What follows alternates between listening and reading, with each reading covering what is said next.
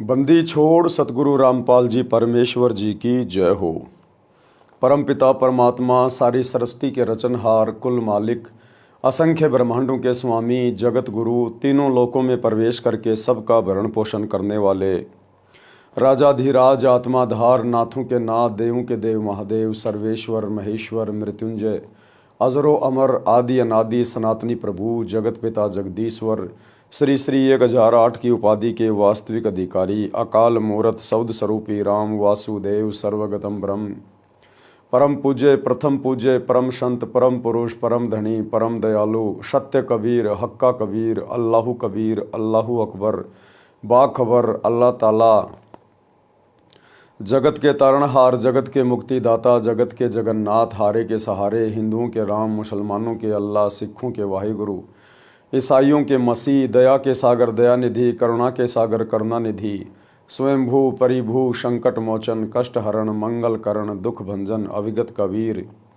निर्विकार निर्विषम परमात्मा अलय अलेख सतगुरु आदि अनादि सतगुरु असली मर्यादा पुरुषोत्तम असली राम असली कृष्ण असली घनश्याम असली मुरारी राजाओं के राजा महाराजाओं के महाराजा शहंशाहों के शहंशाह सम्राटों के सम्राट भगवानों के भगवान अल्लाहों के अल्लाह प्रभुओं के प्रभु मसीहाओं के मसीह सच्चे वाहिगुरु बाबाओं के बाबा पीरों के पीर सेठों के सेठ जगत सेठ सावड़सा सेठ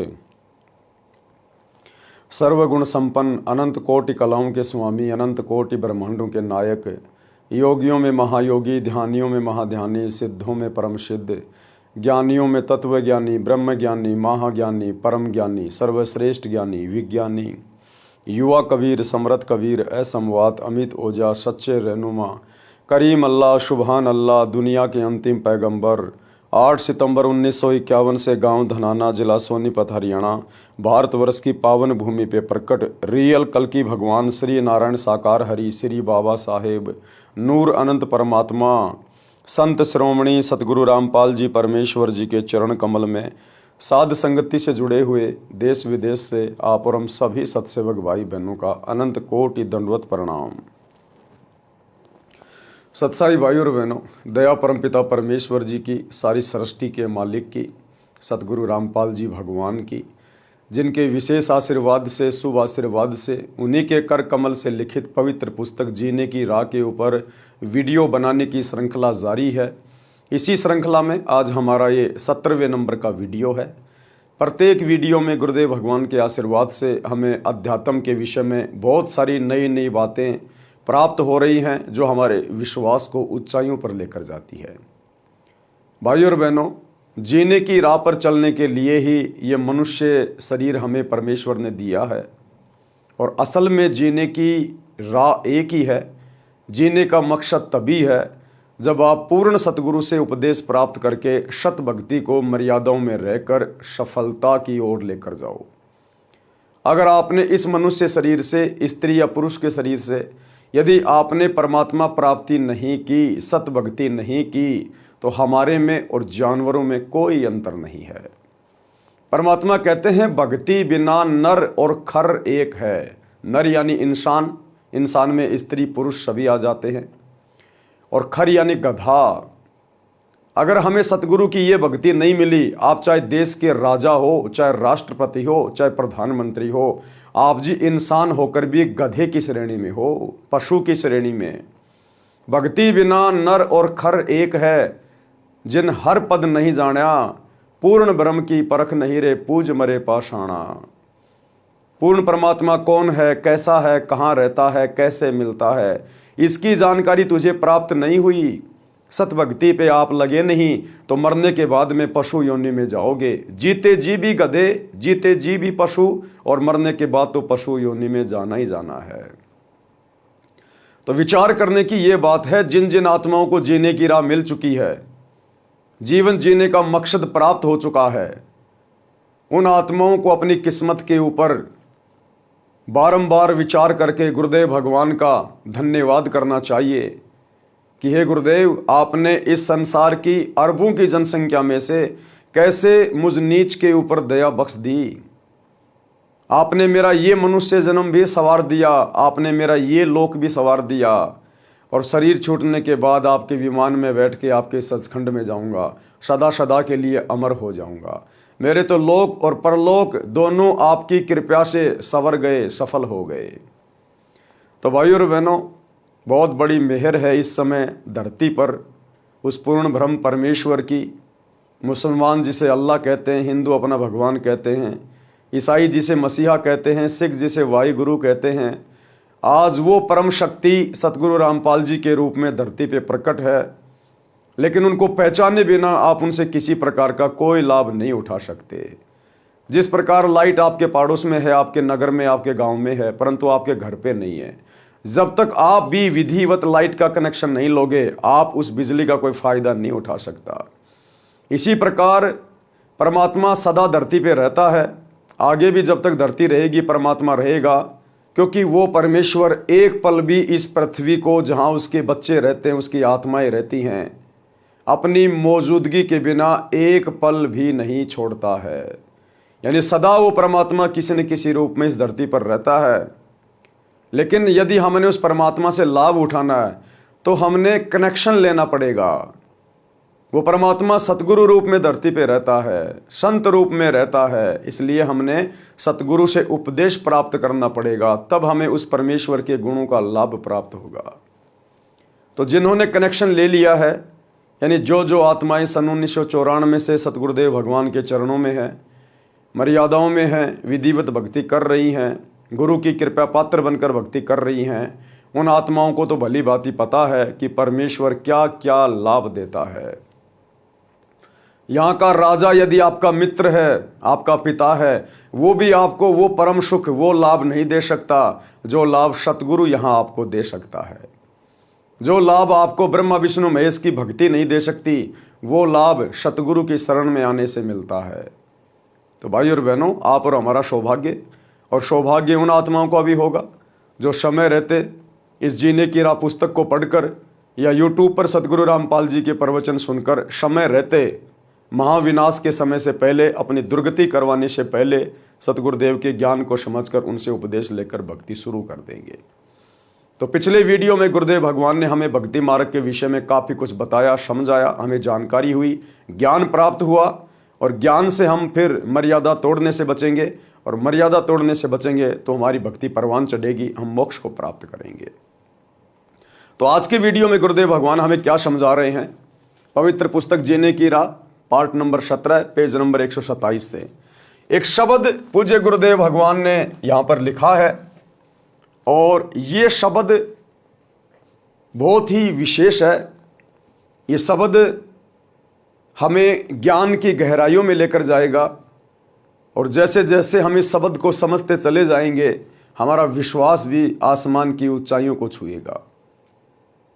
ये शब्द आपको इसी बात पर केंद्रित करेगा कि सबसे पहले आपने ये निर्णय करना है कि आपका ईश कौन है, आपका इष्ट देव कौन है।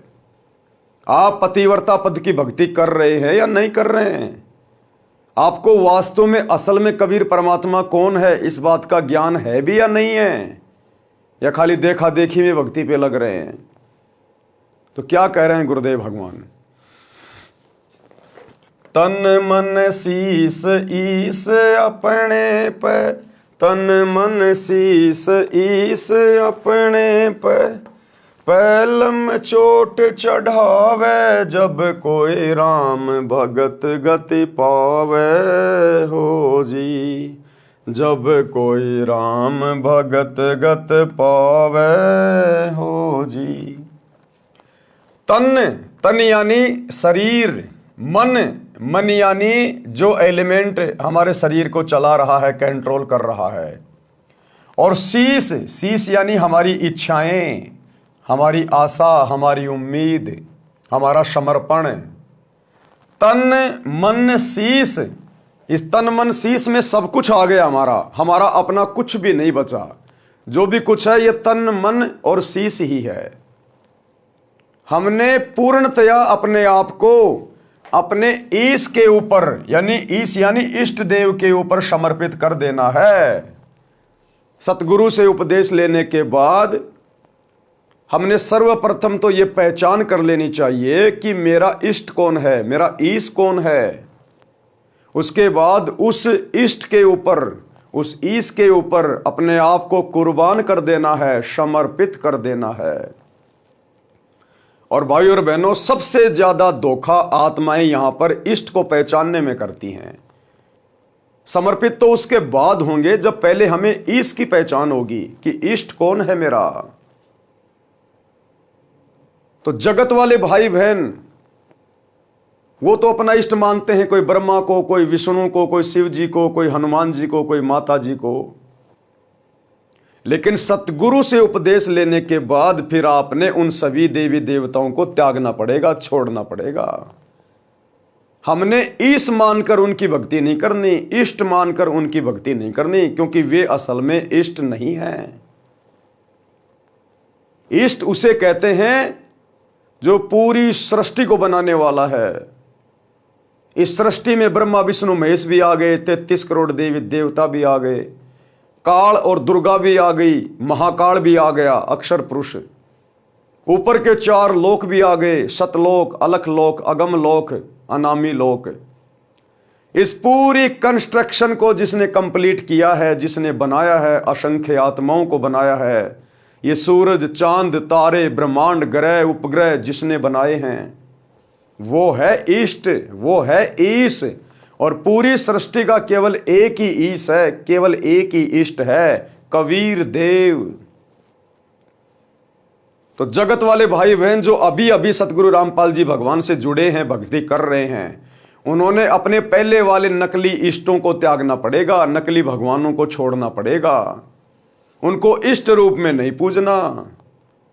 उन भगत भाई बहनों ने यह पहचान करनी है गुरुदेव के सत्संग सुन के कि असल में मेरा इष्ट कौन है। तो सतगुरु की शरण में आने के बाद हमें पता चलेगा कि भक्तों का इष्ट, भक्तों का भगवान, भक्तों का परमात्मा उनका सतगुरु होता है। कौन होता है? सतगुरु। सतगुरु ही इष्ट होता है। लेकिन ये काल यहां पर बहुत बड़ा रोल प्ले करता है। इस ब्रह्मांड में भाई और बहनों 2 ही शक्तियां हैं, एक काल और एक दयाल। दयाल कबीर परमात्मा और काल 21 ब्रह्मांड का स्वामी ज्योति निरंजन, जो हर पॉइंट पर आपको भ्रमित करने की कुचेष्टा करेगा। उसका काम ही यह है, क्योंकि आप और हम उसका भोजन हैं, और कोई भी व्यक्ति अपने भोजन को इतनी आसानी से नहीं निकलने देगा। तो वो हमें कदम कदम पे भ्रमित करेगा इष्ट को लेकर। तो वर्तमान में हमारे खुद के भगत भाई बहन, सतगुरु रामपाल जी के फॉलोवर, विशेषकर जो शतलोक आश्रमों से जुड़े हुए हैं, सतगुरु रामपाल जी का परिवार, सभी कोऑर्डिनेटर, आश्रम संचालक, ये इष्ट को लेकर भ्रमित हैं और बुरी तरह से भ्रमित हैं। भले ही वो लोग 30 साल से भक्ति कर रहे हैं, 20 साल से भक्ति कर रहे हैं, लेकिन अभी तक गुरुदेव का कलियुगी परिवार, हमारे कोऑर्डिनेटर भाई बंधु और लाखों की संगत जो शतलोक आश्रमों में गुरुदेव के परिवार को आज गुरुदेव की गैर मौजूदगी में फॉलो करती है, किसी को नहीं पता कि असल में उनका इष्ट कौन है। जब बात आती है परमात्मा की, कबीर की, इष्ट की, तो सभी कह देते हैं कि वो दाढ़ी मूंछ वाले कबीर जी जो 650 साल पहले बनारस के काशी में आए थे, वो हमारे इष्ट हैं, हमारे कबीर, हमारे भगवान हैं। यही सबसे बड़ा धोखा संगत खा रही है। अरे वो तो 650 साल पहले आए थे, दाढ़ी मूंछ वाले रूप में तो 650 साल पहले आए थे। वर्तमान में उनका क्या रोल? अगर उस समय उनको इष्ट मान के पूजते, भक्ति करते, तो तुम्हारा कल्याण हो जाता। उस समय तो उनको तुमने इष्ट माना नहीं। उस समय तो तुमने ब्रह्मा विष्णु महेश की चोटी पकड़ के रखी कि नहीं नहीं, भगवान तो ब्रह्मा जी हैं, विष्णु हैं, हनुमान जी हैं। उस कबीर को उस समय किसी ने अपना इष्ट नहीं माना, और आज दावा ठोक रहे हैं कि वो कबीर इष्ट है। लेकिन वो कबीर दाढ़ी मूंछ वाले फोरम में, दाढ़ी मूंछ वाले रूप में आज नहीं है। केवल उसकी फोटो से हमारा उद्धार नहीं हो सकता, हमारा मोक्ष नहीं हो सकता। वो फोटो जन्म जन्मांतरों की हमारी भक्ति की भूख को, प्यास को शांत नहीं कर सकती। आज कहां है वो कबीर? आज कहां बैठा है वो कबीर? आज यदि हम उससे दीक्षा लेंगे, उसे अपना गुरु बनाएंगे, अपना इष्ट मानेंगे, उसकी मर्यादा में रह के भक्ति करेंगे तो हमारी आत्मा का कल्याण संभव है। अब ये पहचान कि वो कबीर जो 650 साल पहले आए था दाढ़ी मूंछ वाले रूप बना के, आज वो धरती पे कहां है, इस बात की जानकारी 90% सतलोक आश्रमों से जुड़े हुए भक्तों को नहीं है। इस बात की जानकारी केवल सत्सेवकों को हुई है, साध संगति से जुड़े हुए भाई बहनों को हुई है, जिन्होंने अपने गुरु को अपने इष्ट के रूप में जान लिया है, पहचान लिया है कि वो कबीर परमात्मा सतगुरु रूप में धरती पे प्रकट होता है, अपनी आत्माओं को तत्वदर्शी संत की भूमिका करके तत्व ज्ञान देता है, क्योंकि तत्वदर्शी संत की भूमिका उस कबीर परमेश्वर के अलावा कोई और नहीं कर सकता। इस पृथ्वी पर काल के लोक में आकर सत ज्ञान का प्रचार, सत्संग केवल वो कबीर भगवान ही कर सकता है, सतगुरु रूप में दूसरा कोई नहीं कर सकता। ये 9 मण उलझा हुआ आध्यात्मिक सूत, ये ज्ञान वो कबीर परमात्मा ही सतगुरु बन के सुलझा सकता है। 9 मण सूत उलझिया ऋषि रहे झकमार, सतगुरु ने ऐसा सुलझा दिया उलझे न दूजी बार। अपने द्वारा रची गई सृष्टि की जानकारी इस काललोक में आकर वो कबीर परमात्मा स्वयं ही दे सकता है, दूसरा कोई नहीं दे सकता। इसलिए सत्सेवकों ने पहचान लिया, जान लिया कि सतगुरु रामपाल जी स्वयं कबीर देव हैं, हमारे इष्ट हैं, हमारे पूज्य हैं, हमारे ईश हैं। और गुरु रूप में इष्ट की पहचान करके हमने उस दाढ़ी मूंछ वाले स्वरूप को, जिस स्वरूप में परमात्मा 650 साल पहले आए थे, हालांकि वो फोटो ओरिजिनल फोटो नहीं है, उस समय ऐसा कोई भी साधन नहीं था जिससे किसी का ओरिजिनल फोटो रखा जाए।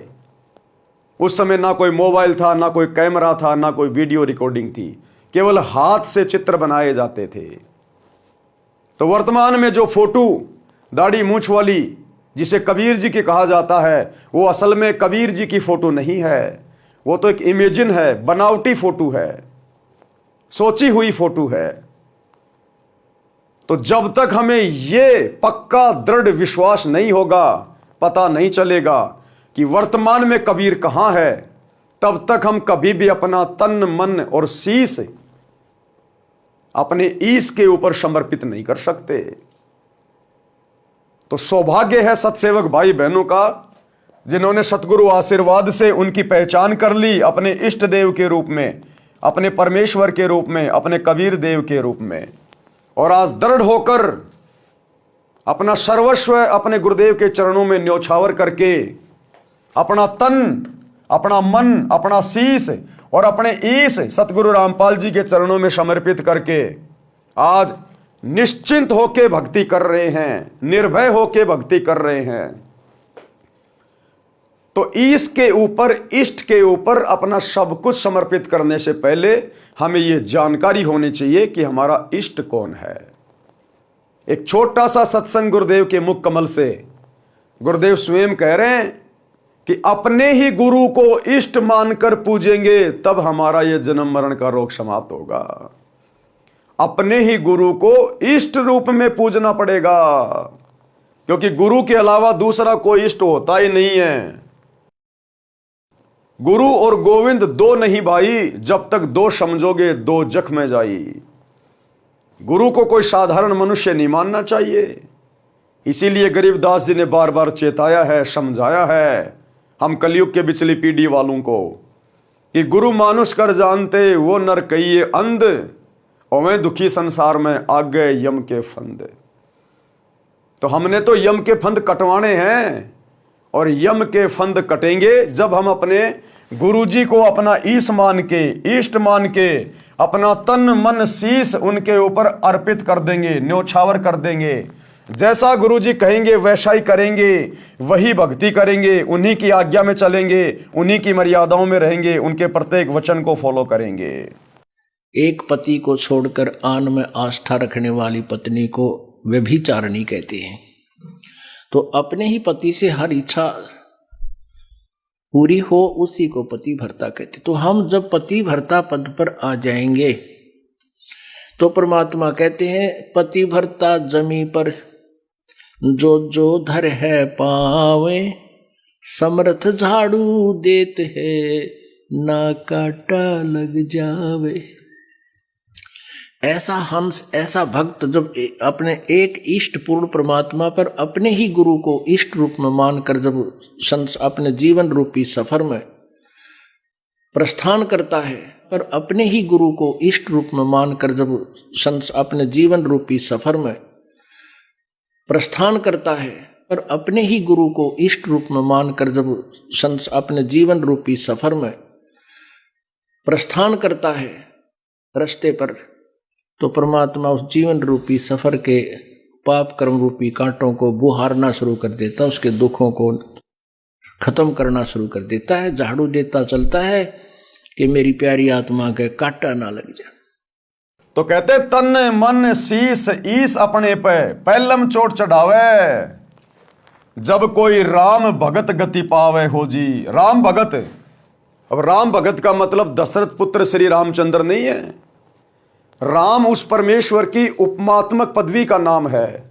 जैसे अल्लाह, गॉड, परमेश्वर, परमात्मा, जगदीश, सत्य पुरुष, ये उस कबीर परमात्मा सतगुरु रामपाल जी की उपमात्मक पदवियों के नाम हैं। गरीब सब पदवी के मूल हैं, यानी जितने भी नाम हैं श्री राम, ये असल में उस कबीर परमात्मा की उपमात्मक पदवी का नाम है।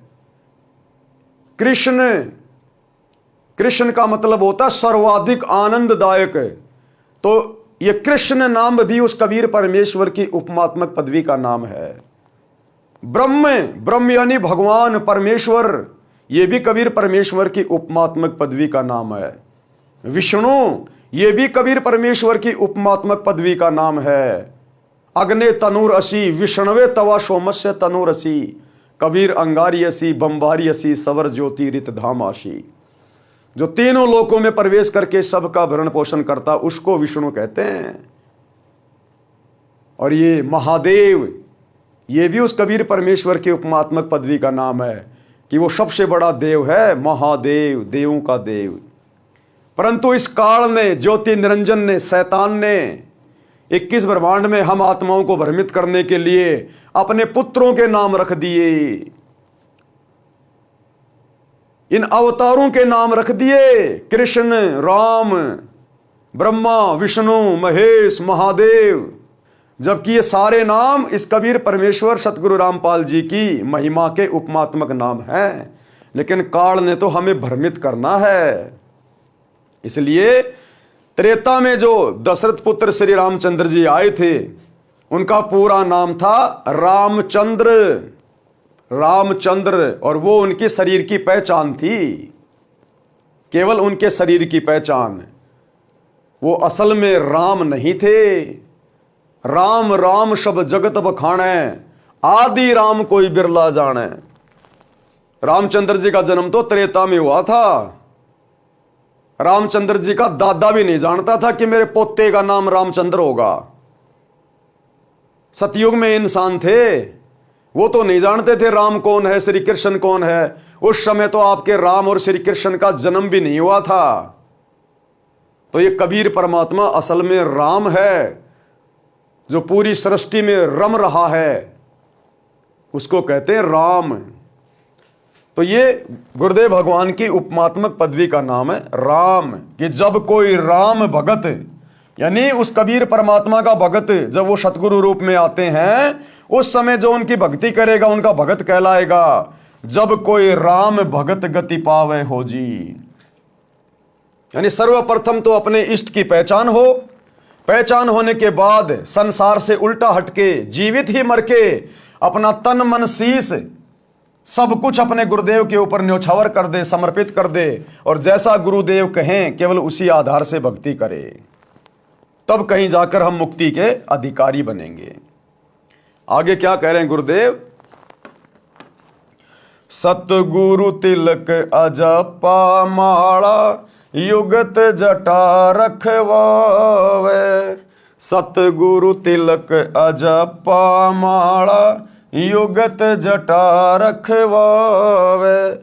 जत को पीन सत का चोला, भीतर भेख बनावे, जब कोई राम भगत गति पावे।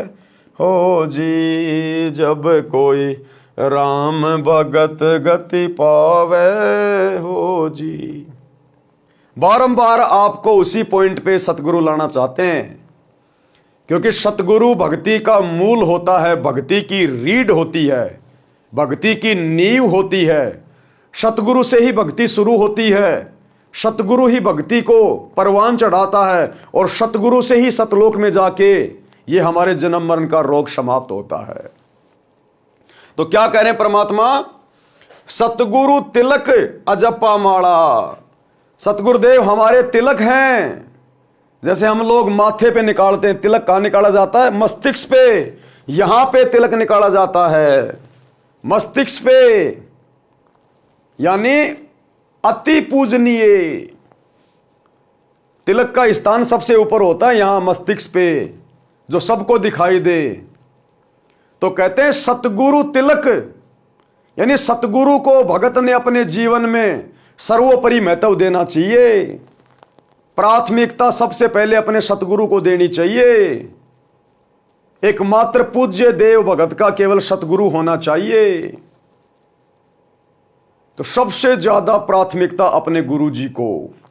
सतगुरु तिलक अजप्पा माला, और सतगुरु से श्वास उस श्वास का नाम लेके फिर भक्ति करे दृढ़ होके, और युगत जटा रखवावे। ये फालतू के लंबे लंबे बाल बढ़ाना, दाढ़ी वाड़ी बढ़ाना, परमात्मा कहते हैं ये भक्ति मार्ग में इनकी कोई जरूरी नहीं है। युगत जटा, जो रास्ता भक्ति का तुझे सतगुरु बता रहा है, जो युक्ति तुझे बता रहा है मोक्ष प्राप्त करने की, वो तेरी जटा होनी चाहिए। सतगुरु की मर्यादाओं में रह के भक्ति कर, उनके अनुसार भक्ति की जो पद्धति है उसको ग्रहण कर। और जत कोपीन, जत यानी अपने धर्म का पक्का हो, अपने लंगोट का पक्का हो भगत। जति जीवन जिए। अगर शादीशुदा है तो केवल अपनी पत्नी तक समर्पित रहे, अन्य किसी बहन बेटी की तरफ गंदी नजर ना करे, व्यभिचार की शौपन में भी ना सोचे। और अगर शादीशुदा नहीं है तो किसी भी बहन बेटी की तरफ गंदी नजर से, गंदी नीयत से ना देखे, तब कहीं जाकर उस भगत का बेड़ा पार होगा। जत कोपीन, सत का चोला, हमेशा सत्य भाषण करे, झूठे प्रवचन कभी ना करे। और भीतर भेक बनावे, यानी बाहरी दिखावा करने की जरूरत नहीं है। ये तिलक लगाना, चंदन लगाना, गले में माला डालना, लाल पीले कपड़े पहनना, परमात्मा कहते हैं ये बाहरी दिखावे की जरूरत नहीं है। भीतर भेख बनावे, अंदर से भगत बनो। सतगुरु की शिक्षाओं को, मर्यादाओं को, उनकी आज्ञाओं में रहकर चलकर अंदर से भगत बनो। वो सतगुरु अंदर से देखेगा, सतगुरु बाहरी आवरण नहीं देखता। बाहरी आवरण के विषय में तो परमात्मा कहते हैं कंठी माला सुमरणी पहनने से क्या होए। अरे ऊपर ढूंढा साधु का और अंतर राख्या खोए। तेरे अंदर तो भक्ति है नहीं, मर्यादा तू फॉलो करता नहीं, सुमरण तू ढंग से करता नहीं, गुरु जी को तू हल्के में ले रहा है, और बाहर से तू भगत बनने का दिखावा कर रहा है। तो कहते हैं ऐसे बात नहीं बनेगी इस भक्ति मार्ग पर। सतगुरु के शरण में आने के बाद तूने पहले वाले आडंबर छोड़ने पड़ेंगे, त्यागने पड़ेंगे। वो हाथों में मालाएं बांध के रखना, गले में रुद्राक्ष की मालाएं, तिलक विलक लगाना, कुंडल उंडल डालना, कान छिदवाना, दाढ़ी वाड़ी बढ़ाना, जटा बढ़ाना, परमात्मा कहते हैं बाहरी दिखावा भक्ति मार्ग में नहीं चलता। सतगुरु तो अंदर से जानता है कि हम कितने भगत हैं। तो कहते हैं सतगुरु तिलक अजप्पा माला, युगत जटा रखवावे, और जत कोपीन, और सत का चोला, और भीतर भेक बनावे, जब कोई राम भगत गति पावे। यानी हमने इस कदर भक्ति करनी पड़ेगी, इतना समर्पित होना पड़ेगा। आगे क्या कह रहे हैं गुरुदेव? लोक लाज मर्याद जगत की, तृण ज्यों तोड़ बगावे। लोक लाज मर्याद जगत की, तिण के ज्यों तोड़ बगावे। कामिनी कनक जहर कर जान, शहर अगमपुर जावे, जब कोई राम भगत गत पावे हो जी, जब कोई राम भगत गत पावे हो जी। लोक लाज मर्याद जगत की, तृण ज्यों तोड़ बगावे। तृण यानी तिनका, घास का तिनका। लोक लाज, इस सतभक्ति में आने के बाद हमने लोक लाज को पूरी तरह से त्यागना पड़ेगा। जब हम सतगुरु की शरण में आने के बाद इस काललोक की झूठी परंपराओं से पीछे हटना शुरू होंगे, ये होली, दिवाली, मकर संक्रांति, इन सभी फालतू के त्योहारों को मनाना छोड़ेंगे, सहयोग करना छोड़ेंगे। ये शादी, विवाह, भात, छूछक, लेन देन, पीलिया सीढ़िया, इन फालतू की परंपराओं से पीछे हटेंगे। शादी विवाह में ढोलक, बैंड बाजा, डीजे, हाथी घोड़े, पंडित बाराती, फेरे वेरे, दुनिया भर का दिखावा, लेन देन, जब हम इन रीति रिवाजों से पीछे हटेंगे और जितने भी ये डमी गॉड हैं इन सब की भक्ति को छोड़ेंगे, उस समय हमारे रिश्तेदार, हमारे यार दोस्त, हमारे आसपास रहने वाले लोग, समाज के लोग, घर परिवार के लोग जो भक्ति नहीं कर रहे हैं तो ये नकली भक्ति कर रहे हैं, आन उपासना कर रहे हैं, वो फिर हमारे विरोध में आएंगे, क्योंकि उनकी परंपरा हमारी परंपराओं में रात दिन का अंतर हो जाएगा, उनके विचारों में हमारे विचारों में रात दिन का अंतर हो जाएगा। तो घर घर में झगड़ा बनेगा, विरोध होगा, संघर्ष करना पड़ेगा। तो परमात्मा कहते हैं उस समय आपने उस समाज की झूठी लोक लाज को, मर्यादाओं को, परंपराओं को, रीति रिवाजों को आपने घास के सूखे तिनके की तरह तोड़ के फेंकना पड़ेगा कि भैया मुझे तो मोक्ष चाहिए, सतलोक चाहिए। बाढ़ में गया तेरा समाज, बाढ़ में गया तेरा परिवार। अपनी तरफ से मैं किसी को दुखी करता नहीं, तंग करता नहीं, तुम चाहे जो मर्जी करो, लेकिन मैं अब वही करूंगा जो मेरे सतगुरु ने मुझे समझा दिया, शास्त्रों से दिखा दिया, जो मेरी आत्मा ने स्वीकार कर लिया। तो कहते हैं उन समाज की झूठी लोकलाज, परंपराओं को, मर्यादाओं को सूखे घास के तिनके की तरह तोड़ के फेंक दे कि जाओ, अब कोई लेना देना नहीं है, ये दास तो अब नहीं मानने वाला। कहते हैं सतगुरु भी साथ में रहता भगत के, दूर नहीं होता। सतगुरु के अंग संग रहे बिना, सतगुरु के विशेष आशीर्वाद के बिना, उनकी छत्र छाया के बिना इस काल लोक में आप काल लोक की एक भी मर्यादा से पीछे नहीं हट सकते। तो ये ना सोचना कि मेरे को ज्ञान हो गया, मैं तो दृढ़ हो गया, इसलिए मैं संघर्ष कर रहा हूं। सतगुरु तेरी पीठ पीछे खड़ा है। यहां पर बहुत बड़े बड़े ज्ञानी होके जा लिया जो गधे बन के घूम रहे हैं। ये अकेले ज्ञानवान से कुछ नहीं होता। जब तक सतगुरु पीठ पीछे ना खड़ा रहे तब तक आप इस काललोक की एक भी मर्यादा से पीछे नहीं हट सकते। तो यदि आप संघर्ष कर रहे हैं, आपके अंदर वो हिम्मत पैदा हो रही है, तो कभी इस बात के ऊपर घमंड मत कर लेना, अहंकार ना ले आना कि मुझे ज्ञान हो गया है, मेरे अंदर भक्ति की शक्ति आ गई, मैं संघर्ष कर रहा हूं। कुछ नहीं कर रहा। अगर सतगुरु ढीला छोड़ दे, क्योंकि वो पतंग की डोर, भगत की डोर सतगुरु ने अपने हाथ में पकड़ रखी है, केवल वो पतंग उड़ती दिखाई देती है, लोगों को डोर दिखाई नहीं देती।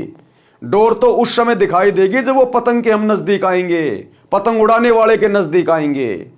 अन्यथा दूर बैठे आदमी को वो डोर दिखाई नहीं देती, खाली पतंग दिखाई देता है। तो कोई ये ना सोचे वो पतंग अपने बलबूते पे उड़ रही है, नहीं, उस पतंग को डोर से पतंग उड़ाने वाले ने, सतगुरु ने बांध रखा है। तो भाई और बहनों, मन में कभी अहंकार ना आ जाए। तो सतगुरु के विशेष आशीर्वाद के बिना, दया दृष्टि के बिना हम इस काललोक की एक भी मर्यादा में हेराफेरी नहीं कर सकते, हम संघर्ष नहीं कर सकते, त्याग नहीं सकते। तो सतगुरु भी पल पल हमारे साथ में रहता है, इस बात को हमने भूलना नहीं चाहिए। लेकिन सतगुरु रहेगा उसी आत्मा के साथ, उसी भगत के साथ, उसी बहन बेटी के साथ जो सतगुरु की मर्यादा में रह के भक्ति करेगी, जो सतगुरु को अपना इष्ट मान के भक्ति करेंगे। अन्यथा समाज की मर्यादाओं से आप हट नहीं सकते। और यही कारण है आज 2025 तक गुरुदेव की गैर हाजिरी में शतलोक आश्रमों से जुड़े हुए भाई बहन इन मर्यादाओं को छोड़ नहीं पा रहे, इन परंपराओं को, लोकलाज को तोड़ नहीं पा रहे।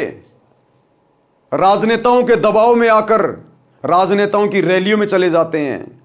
इनको डर है कि यदि हमने सरकारों को सपोर्ट नहीं किया तो हमारे आश्रम बंद करवा दिए जाएंगे, धार्मिक धंधा बंद हो जाएगा। समाज के साथ आज भी यारी निभा रहे हैं, धर्मशालाएं बनवा रहे हैं, करोड़ों रुपया समाज का, भगत समाज का बर्बाद किया जा रहा है। आज भी अपने आश्रम चलाने के लिए गुरुदेव का परिवार धनाना गांव वालों के लिए स्टेडियम बना रहा है, हर प्रकार से गुलामियां कर रहा है, चापलूसी कर रहा है। क्यों? क्योंकि उनको अभी तक इष्ट की पहचान नहीं है। अभी तक उन्होंने अपने गुरु को मानुष ही मान रखा है, इसलिए सतगुरु उनके साथ में नहीं है, केवल उनके संस्कार उनके साथ में है। और अकेले संस्कार के बलबूते पे आप इस काल लोक की शक्तियों के साथ में संघर्ष नहीं कर सकते। तो सतगुरु पल पल कदम कदम साए की तरह अपने सत्सेवक बच्चों के साथ है, जिन सत्सेवक बच्चों ने आज पूरी दुनिया से पंगा ले रखा है। सत्सेवक एक तरफ, समाज की मर्यादा एक तरफ, और आज अपने गुरु को इष्ट मान के घर घर में उनका आसन लगा के, बेड लगा के, ज्ञान को आधार बना के, घर को आश्रम बना के, और गीता अध्याय 3 श्लोक 13 के अनुसार अपने गुरु को परमात्मा मान के, इष्ट मान के घर घर में भोग लगाया जा रहा है। और सतगुरु की छप्पर फाड़ दया हो रही है, छप्पर फाड़। जो असीम शांति, जो सुख आज सत्सेवक भाई बहनों को है, धरती पर किसी को नहीं है, यहाँ के राजा को भी नहीं है। और राजा भी पल पल टेंशन में जीता है, पल पल टेंशन में। तो ये कुछ नियम है, ये फॉर्मूले, इनको भगत ने जब तक अपने जीवन पे लागू नहीं किया तब तक वो सतगुरु से कोई विशेष आशीर्वाद प्राप्त नहीं कर पाएगा। तो कहते हैं लोक लाज मर्याद जगत की तिनके ज्यों तोड़ बगावे, और कामिनी कनक जहर कर जाने। कामिनी यानी स्त्री, औरत, और ये कनक यानी सोना। कहते हैं जो स्त्री को और सोने को जहर के समान मानेगा, शहर अगमपुर जावे, वही आत्मा सतलोक में प्रवेश कर सकती है। तो बताओ ये रजा किसके ऊपर? आज घर घर में, पति पत्नी में, भाई बहन के रिश्ते कहां बन रहे हैं? आज संगत में यदि किसी ने पूरी तरह से सोने चांदी के गहने पहनना छोड़ा है तो किसने छोड़ा है? बताने की जरूरत नहीं है, सबको पता है। साथ संगति से जुड़ी हुई आत्माओं ने 25-25 साल की उम्र में सत्सेवकों के घरों में भाई बहन के रिश्ते बन चुके हैं, जो पहले पति और पत्नी के रिश्ते में थे।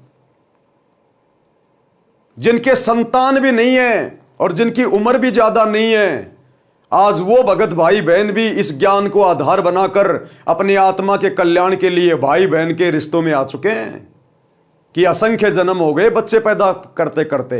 हम तो काल की खुराक पैदा कर रहे हैं, काल की खुराक।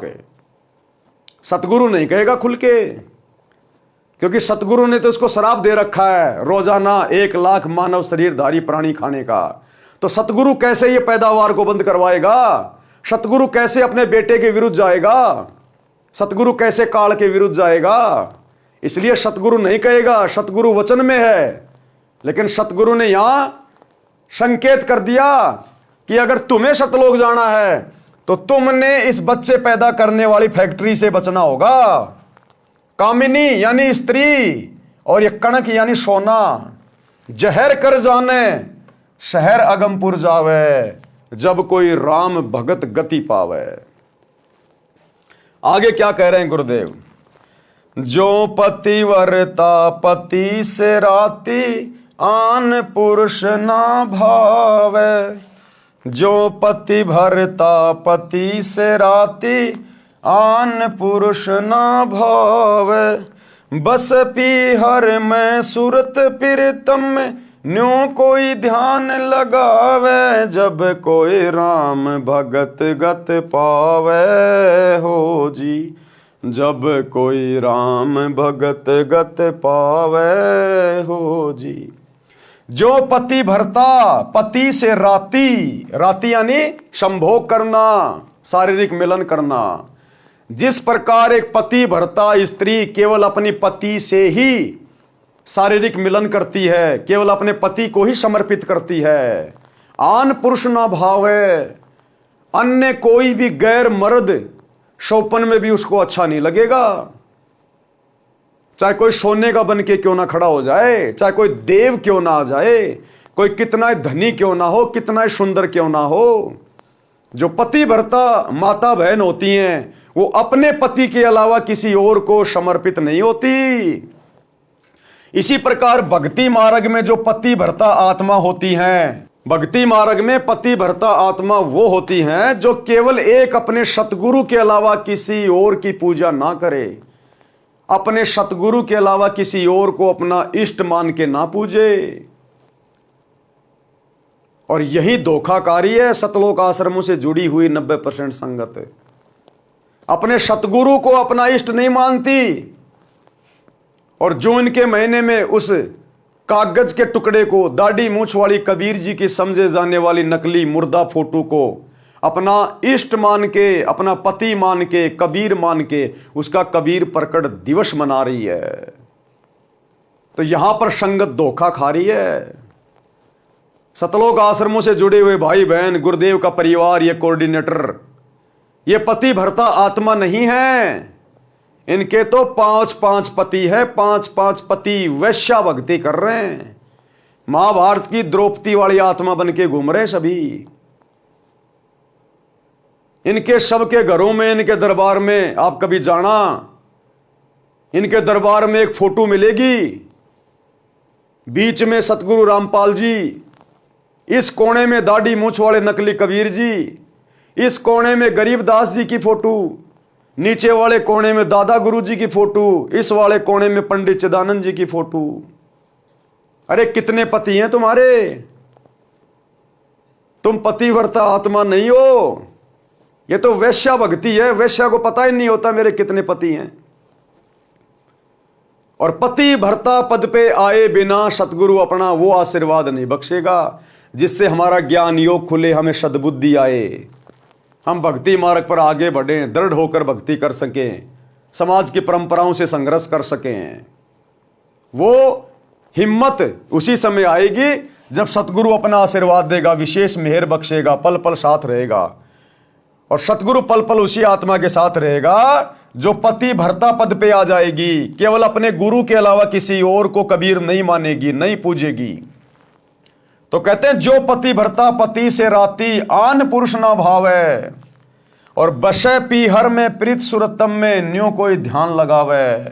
वो पतिव्रता स्त्री अपने पीहर चली जाएगी तो भी उसका ध्यान पल पल अपने ससुराल में, अपने पति में रहेगा। क्या कर रहा होगा, क्या खा रहा होगा, क्या सोच रहा होगा, पल पल उसका ध्यान वहीं रहता है। तो इसी प्रकार हम इस सांसारिक काल के लोक में घूमेंगे फिरेंगे, रोजी रोटी के लिए भी धक्के खाएंगे, और भी अनेक काम यहां पे हमारे को करने पड़ते हैं। मजदूरी भी कर रहा है, कोई नौकरी कर रहा है, लेकिन पल पल भगत का चिंतन, भगत का ध्यान अपने सतगुरुदेव के चरणों में होना चाहिए। उनकी भक्ति से लगे रहना चाहिए, अपना नाम सुमरण करते रहना चाहिए। जब भी मौका मिल जाए, जरा सी काम से फुर्सत मिले, अपना सत्संग सुन लेना चाहिए, अपने गुरुदेव की महिमा कर लेनी चाहिए। बशे पीहर में और सुरत पीरतम में कर रहे हैं काम धंधा, गाड़ी पे आ रहे हैं जा रहे हैं, लेकिन ध्यान गुरु की भक्ति में, गुरु के गुणगान में, सुमरण में। तो कहते हैं बशे पीहर में और सुरत पीरतम में न्यों कोई ध्यान लगावे, जब कोई राम भगत गति पावे। आगे क्या कह रहे हैं गुरुदेव? निंदा स्तुति मान बढ़ाई मन से मार गिरावे। निंदा स्तुति मान बढ़ाई मन से मार गिरावे। अष्ट सिद्धि की अटक न माने आगे कदम बढ़ावे। जब कोई राम भगत गति पावे हो जी, जब कोई राम भगत गति पावे हो जी। भगत ने कभी भी किसी की निंदा नहीं करनी चाहिए। भगत ने कभी भी अपनी स्तुति नहीं करवानी चाहिए, यानी मान बढ़ाई की भूख नहीं होनी चाहिए, सम्मान पाने की भूख नहीं होनी चाहिए। निंदा स्तुति मान बढ़ाई मन से मार गिरावे। कति दिल से निकाल दे, खत्म कर दे कि इस गंदे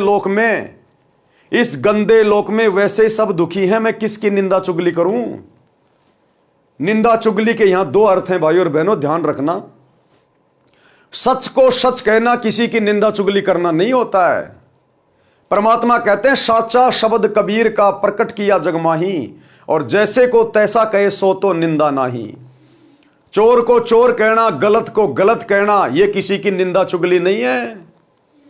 हां, आप जिसके बारे में जानते नहीं, पहचानते नहीं, और दूसरे की देखा देखी, दूसरे के कहने से यदि आप उसकी बुराई कर रहे हैं तो वो निंदा चुगली में आएगा। लेकिन सच को सच कहना, गलत को गलत कहना, यह निंदा चुगली में नहीं आता। तो भगत ने दुनिया की देखा देखी, निंदा चुगली करके अपने कर्म नहीं फोड़ने चाहिए, और भगत ने कभी भी अपनी पूजा नहीं करवानी, अपनी महिमा सुन के उसको खुश नहीं होना। जिस प्रकार गुरुदेव के दोनों लड़के गोहाना जाट महासभा के उद्घाटन में अपने गले में फूलों की मालाएं डलवा के खुश होके घूम रहे हैं, ये अपनी पूजा करवाना है, अपनी स्तुति करवाना है, अपना गुणगान करवाना है। इस भक्ति मार्ग में अगर कोई स्तुति के योग्य है, कोई पूजा के योग्य है, कोई सम्मान के योग्य है, तो केवल हमारा इष्ट सतगुरु रामपाल जी भगवान।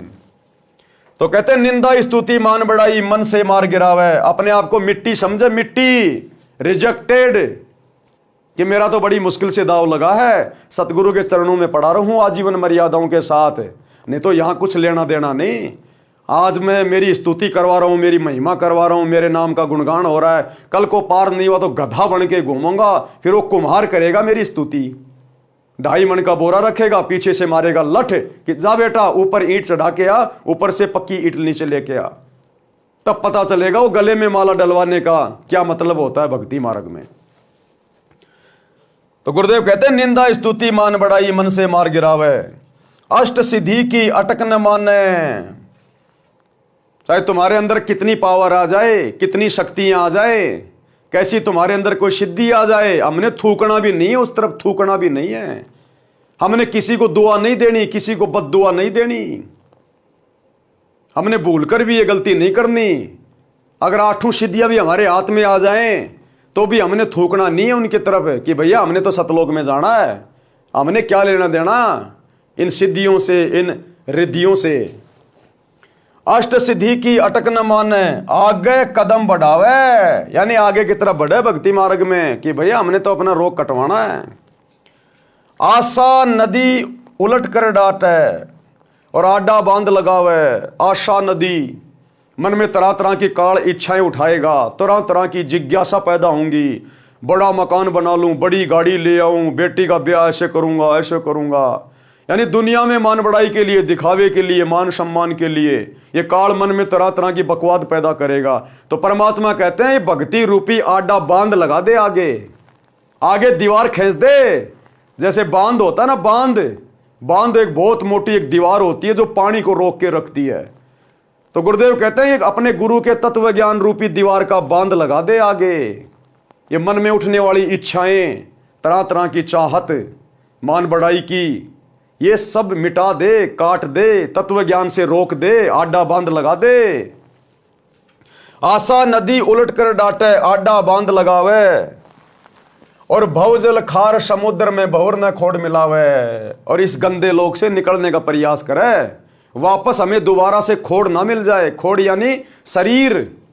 हे भगवान हमें दोबारा इस गंदे लोक में कोई शरीर ना मिल जाए, हमारा तो इसी जन्म में बेड़ा पार करो परमात्मा। इस कदर हमने अपनी सभी इच्छाओं को समाप्त करना है, जो भौतिक इच्छाएं हैं, जो लोगों की देखा देखी हमारे मन में पहले उठा करती थी।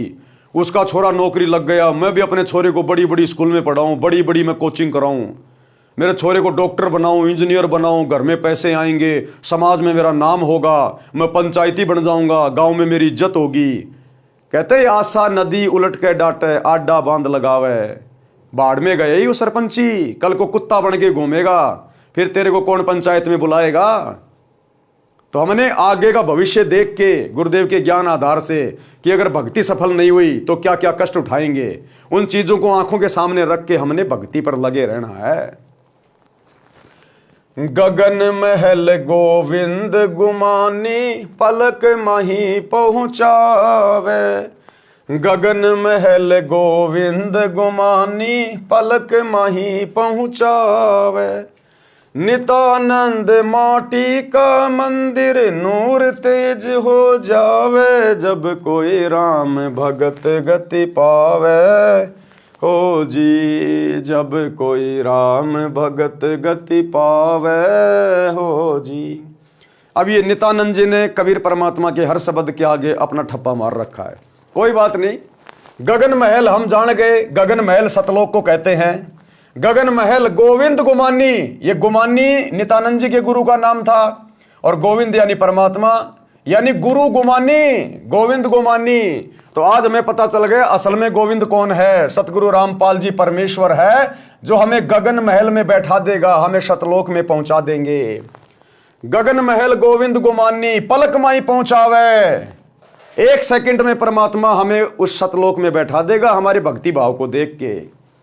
मालिक कहते हैं जीवन तो थोड़ा ही भला, जय सत सुमरण होए। ये 1,00,000 बरस का जीवना लेखे धरे न कोई। तुम कर दो पल में पार हो जा रजा थारी। 1 पल में पलक माही पहुंचावे। तुम कर दो पल में पार हो जा रजा थारी। यदि हमने अपने सतगुरु को इष्ट मानकर उनके बताए अनुसार भक्ति करके, मर्यादा में रह के, समाज की लोक लाज मर्यादाओं से पीछे हटके यदि हमने इनको प्रसन्न कर लिया, तो पलक माही पहुंचावे। फिर इस परमेश्वर के हाथ का काम है, इसको रोकने वाला कोई नहीं सृष्टि में। फिर इनका हाथ पकड़ने वाला कोई नहीं है कि इन आत्माओं को कहां लेके जा रहा है। ये सबका बाप है। फिर पलक माही पहुंचावे ऐसी आत्मा को, ऐसे समर्पित भगत को, जो तन मन शीस ईस अपने पे पहलम चोट चढ़ावे। ये परमात्मा पलक माही उस आत्मा को सतलोक में जा बैठाएगा, पलक माही। और हमने तो जाना सतलोक, इसलिए जो कुर्बानी हम दे सकें वो कुर्बानी हम दे दें, क्योंकि हमारा तो टारगेट ही सतलोक है। तो हमने तो अपना सब कुछ अपने गुरुदेव भगवान को इष्ट मान के समर्पित करके रखना है। नित्यानंद माटी का मंदिर, माटी का मंदिर मानिए शरीर, नश्वर कब समाप्त हो जाए, मिट्टी का घर। और सतलोक में जाने के बाद नूर तेज हो जावे, फिर वहां पर नूरी शरीर मिलेगा, कभी भी नष्ट ना होने वाला अविनाशी शरीर देगा परमात्मा। तो कहते हैं ये माटी का महल, ये मिट्टी का मंदिर, ये नश्वर शरीर, फिर सतलोक में जाने के बाद परमात्मा इसको नूरी बना देगा, नूर का शरीर मिलेगा। फिर शब्दार्थ, संत नित्यानंद जी ने भक्ति को सफल करने की विधि बताई है। अब विधि तो भाई सतगुरु बताता है, नित्यानंद जी को क्या पता बेचारे को भक्ति कैसे सफल होगी। उसको सतलोक का पता नहीं, सतलोक की भक्ति का पता नहीं। वो तो वैष्णव भक्ति करता था, श्री विष्णु जी की भक्ति तक का उसको ज्ञान था थोड़ा बहुत है। वो नित्यानंद जी हमें क्या बताएंगे। लेकिन सतगुरु हमेशा दूसरों को ही महिमा देते हैं। तो कह रहे संत नित्यानंद जी ने भक्ति सफल करने की विधि बताई है। कहा है कि गुरु जी से दीक्षा लेने के पश्चात परमेश्वर को पूर्ण रूप से समर्पित हो जाना चाहिए। गुरु जी से दीक्षा लेने के बाद परमेश्वर के प्रति समर्पित हो जाना चाहिए, क्योंकि गुरु से दीक्षा लेने के बाद हमें ज्ञान होगा और हमें फिर यह पता चलेगा कि वो गुरु ही परमेश्वर है। गुरु बड़े हैं गोविंद से मन में देख विचार, हरि सुमरे सो वार हैं गुरु भजे होई पार। अरे 7 दीप और 9 खंड में गुरु से बड़ा ना कोई, करता करे ना कर सके सतगुरु करे सो होए। गुरु और गोविंद 2 नहीं भाई, जब तक 2 समझोगे 2 जग में जाई। तो नित्यानंद जी इसीलिए तो पार नहीं हो पाए, क्योंकि नाम ले लिया उन्होंने अपने गुरु से, गुमानी दास से, और समर्पित हो गए विष्णु भगवान को आधार बना के। अरे भैया अपने गुरु पे समर्पित होना होता है, अपने गुरु पे, क्योंकि गुरु ही गोविंद होता है। गुरु जी से दीक्षा लेने के पश्चात परमेश्वर को पूर्ण रूप से समर्पित हो जाना चाहिए और तन मन धन अपने परमेश्वर को पहलम चोट चढ़ावे। तन मन धन किसको चढ़ाना है? अपने परमेश्वर को, यानी अपने इष्ट को। तन मन शीस ईस अपने पे, ईस मानी परमात्मा। और थोड़ी देर पहले आपने गुरुदेव के मुख कमल से क्या सुना कि अपने ही गुरु को ईश मानकर, ईश माने परमात्मा परमेश्वर, अपने ही गुरु को इष्ट मानकर पूजना होता है। तो हमने तन मन धन फिर अपने परमेश्वर यानी अपने गुरुदेव भगवान को पहलम चोर चढ़ावे, यानी प्रारंभ से ही कुर्बानी का भाव बन जाए, तब भक्ति की गति यानी मुक्ति होती है। वाणी नंबर 2, कुछ साधक बाहरी वेश बनाते हैं, वे मस्तिष्क पर तिलक लगाते हैं, माला से मंत्र जाप करते हैं, सिर पर बड़े बड़े बाल बढ़ाकर रखते हैं, कच्छे के स्थान पर केवल कोपीन 4 इंच चौड़ा कपड़ा बांधते हैं तथा शरीर पर लंबा कुर्ता जो घुटनों से भी नीचे तक लंबा होता है वो पहनते हैं।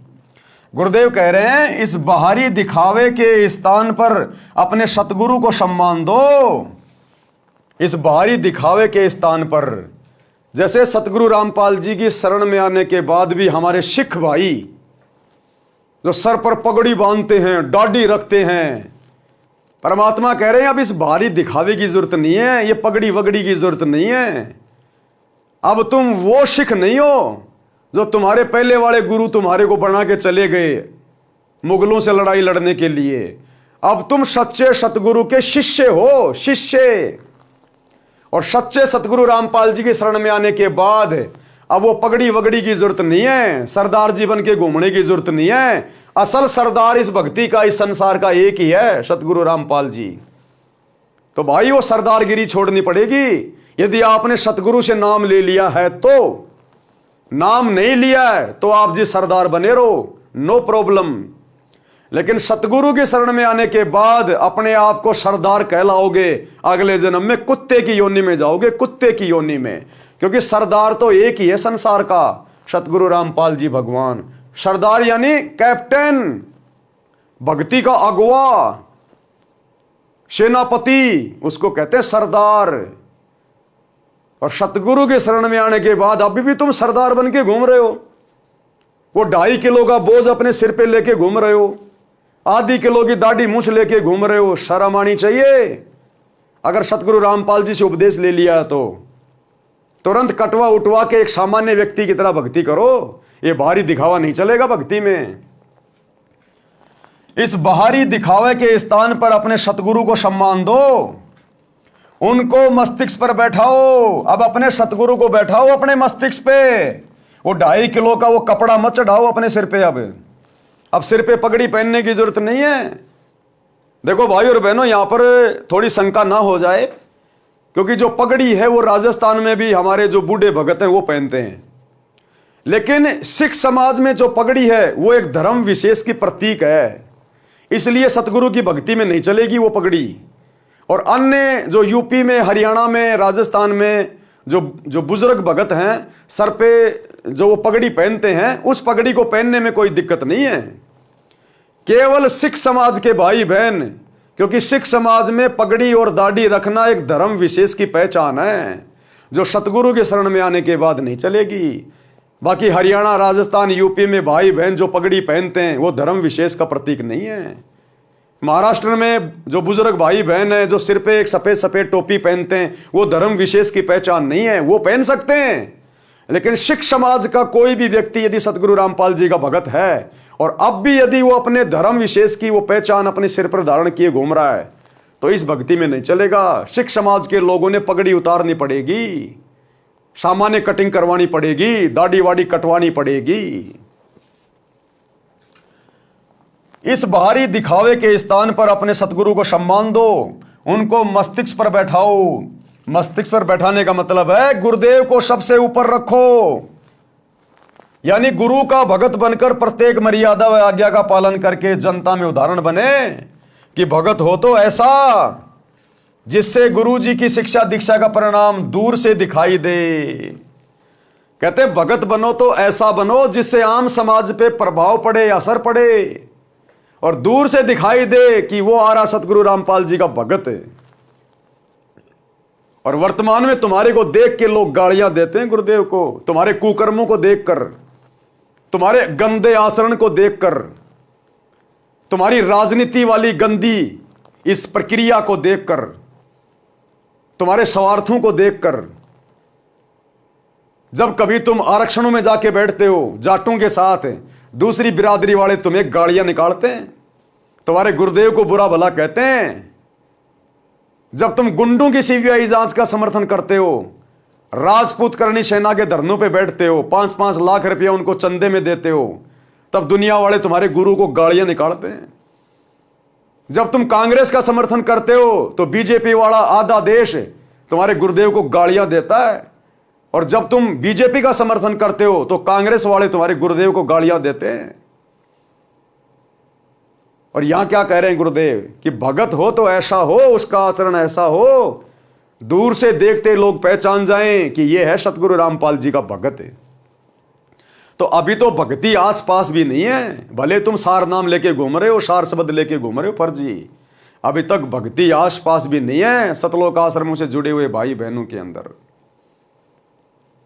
परमात्मा ने बताया कि मुझे ज्यादा खुशी उस समय नहीं होती जब लोग मेरे सत्संग सुन के, मेरी पुस्तकें पढ़ के और मेरे से नाम उपदेश लेने आते हैं। गुरुदेव ने कहा कि मेरे को असली खुशी उस दिन होगी जब मेरे भक्तों के आचरण को देखकर, मेरे भक्तों के व्यवहार को देखकर दुनिया मेरे से नाम दीक्षा लेने आएगी कि जी मैं तो आपके एक भगत से बड़ा प्रभावित हुआ, अजी आपका भगत हमारे गांव में एक नंबर का ऐसा था वैसा था, और उसके जीवन में जो परिवर्तन आया है, उसकी भाषा में, उसके बोलचाल में, उसके आचार विचार में, साहब मैं तो गदगद हो गया। मेरा तो वहीं से हृदय परिवर्तित हो गया कि ये तो इसके गुरु ने किया है, अन्यथा ये आदमी तो एक नंबर का गुंडा मवाली था। तो गुरुदेव ने कहा कि मेरे भक्तों के व्यवहार को देखकर जब दुनिया मेरे से नाम लेगी तब मुझे वो असीम शांति होगी। लेकिन भगत तो वर्तमान में गुरुदेव की गैर हाजिरी में अपने गुरुजी की निंदा का, अपने गुरुजी की बदनामी का कारण बन रहे हैं। बांग्लादेश में मुसलमानों के ऊपर छीटाकशी कर रहे हैं। विश्व हिंदू परिषद और बजरंग दल वालों के साथ मिलके बांग्लादेश के मुसलमानों का विरोध कर रहे हैं।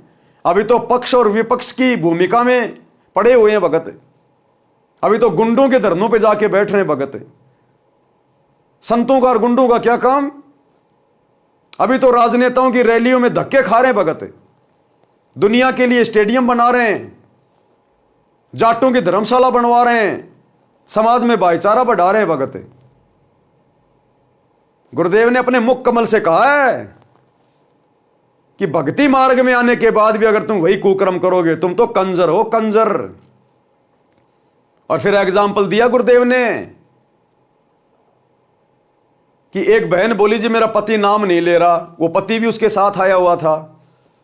तो गुरुदेव ने कहा भाई तू लागता बहुत अच्छा आदमी है, तेरे विचार भी अच्छे हैं, भाई तू नाम क्यों नहीं ले रहा?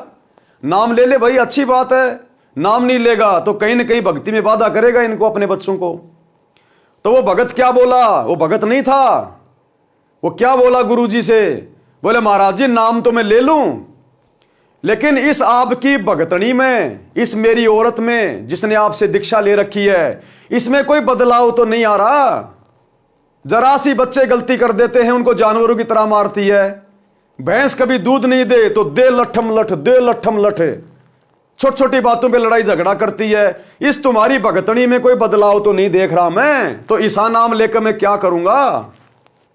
तो गुरुदेव भगवान ने कहा कि भैया भक्तों ने अपने आचार विचार व्यवहार में परिवर्तन लाना चाहिए। एक छोटा सा सत्संग सुनिए। अब नाम भगत का धरावर काम जगत तो गुंडे करें, तो क्या कि भगत भी लड़ाई झगड़ा छोटी छोटी बातों पर खर्चाता नहीं है, थोड़ा हानि लाभ हो जाए फिर वो कंजरपना, फिर क्या फायदा इस भक्ति का? फिर विश्वास कहाँ आपको भगवान के ऊपर? जो परमात्मा करता है, अब जो भी ऑपरेशन होगा मालिक करेगा, आपकी हानि है तो भी हित, और हित तो हित है ही है, आप इतना विश्वास रखना। अब क्या कहते हैं, जैसे हम पहले गांव गांव में घर घर में सत्संग करने जाते थे, तो हम जो एक बहन ने नाम ले रखा और वो अपने पति ने कहे आप भी नाम ले लो, आप भी नाम ले लो। फिर मेरे से कहने लगे जी समझाओ, नहीं मानता है को नहीं, आदमी तो बढ़िया है पर पता नहीं क्या बात है, यू नाम क्यों ना लेता। मैंने उसको समझाया भाई नाम क्यों ले लो, आप भी, कोई बुरी चीज तो है नहीं, आपकी पत्नी नाम ले रही, आपके बच्चे ले रहे, आप नहीं लोगे तो इनका कुछ न कुछ बाधा ही करोगे। वो कहने लगा जी नाम तो मैं ले लूं पर ये आपकी भगतनी में कोई अंतर तक हो ना, माड़ी ही बात पर बड़का न दे डंडा दे डंडा। कोई पशु ने दूध ना दिया या दूध देखते इसमें टांग ठाली ठाकर वगैरह देव लट्ठा दे लट्ठा, तो मन ने बोला सूरत बोलती नहीं, तो इसमें कोई परिवर्तन तो ना मन देख रहा, फिर नाम तो मैं ले लूं, जैसा ही नाम है मत। तो भाई और बहनों, गुरुदेव ने यहां पर वही बात लिखी है। क्या कह रहे हैं? यानी गुरु का भगत बनकर प्रत्येक मर्यादा व आज्ञा का पालन करके जनता में उदाहरण बने कि भगत हो तो ऐसा जिससे गुरु जी की शिक्षा दीक्षा का परिणाम दूर से दिखाई दे। जैसे माथे पर तिलक दूर से दिखाई देता है, जो भगत की पहचान है। भगत की पहचान बाहरी आडंबर की बजाय क्रिया से करवाई जाए। शुभ कर्म करे, बुराइयों से बचे, श्वास के जाप की माला श्वास श्वास से अजप्पा जाप करे। सिर पर बड़े बालों की जटा के स्थान पर सतगुरु द्वारा बताई भक्ति की युक्ति को दृढ़ता से अपनाए। सिर पर बड़े बालों की बजाय परमात्मा संकेत कर रहे हैं सिख समाज से जुड़े हुए भक्तों के लिए कि अब वो पगड़ी की जरूरत नहीं है, वो बाल वाल कटवा लो, दाढ़ी वाड़ी कटवा लो, भगत बन के भक्ति करो। ये सरदारगिरी तुमने बहुत समय कर ली, क्या मिला तुम्हारे को? तो क्या कह रहे हैं गुरुदेव? सिर पर बड़े बालों की जटा के स्थान पर सतगुरु द्वारा बताई भक्ति की युक्ति को दृढ़ता से अपनाए।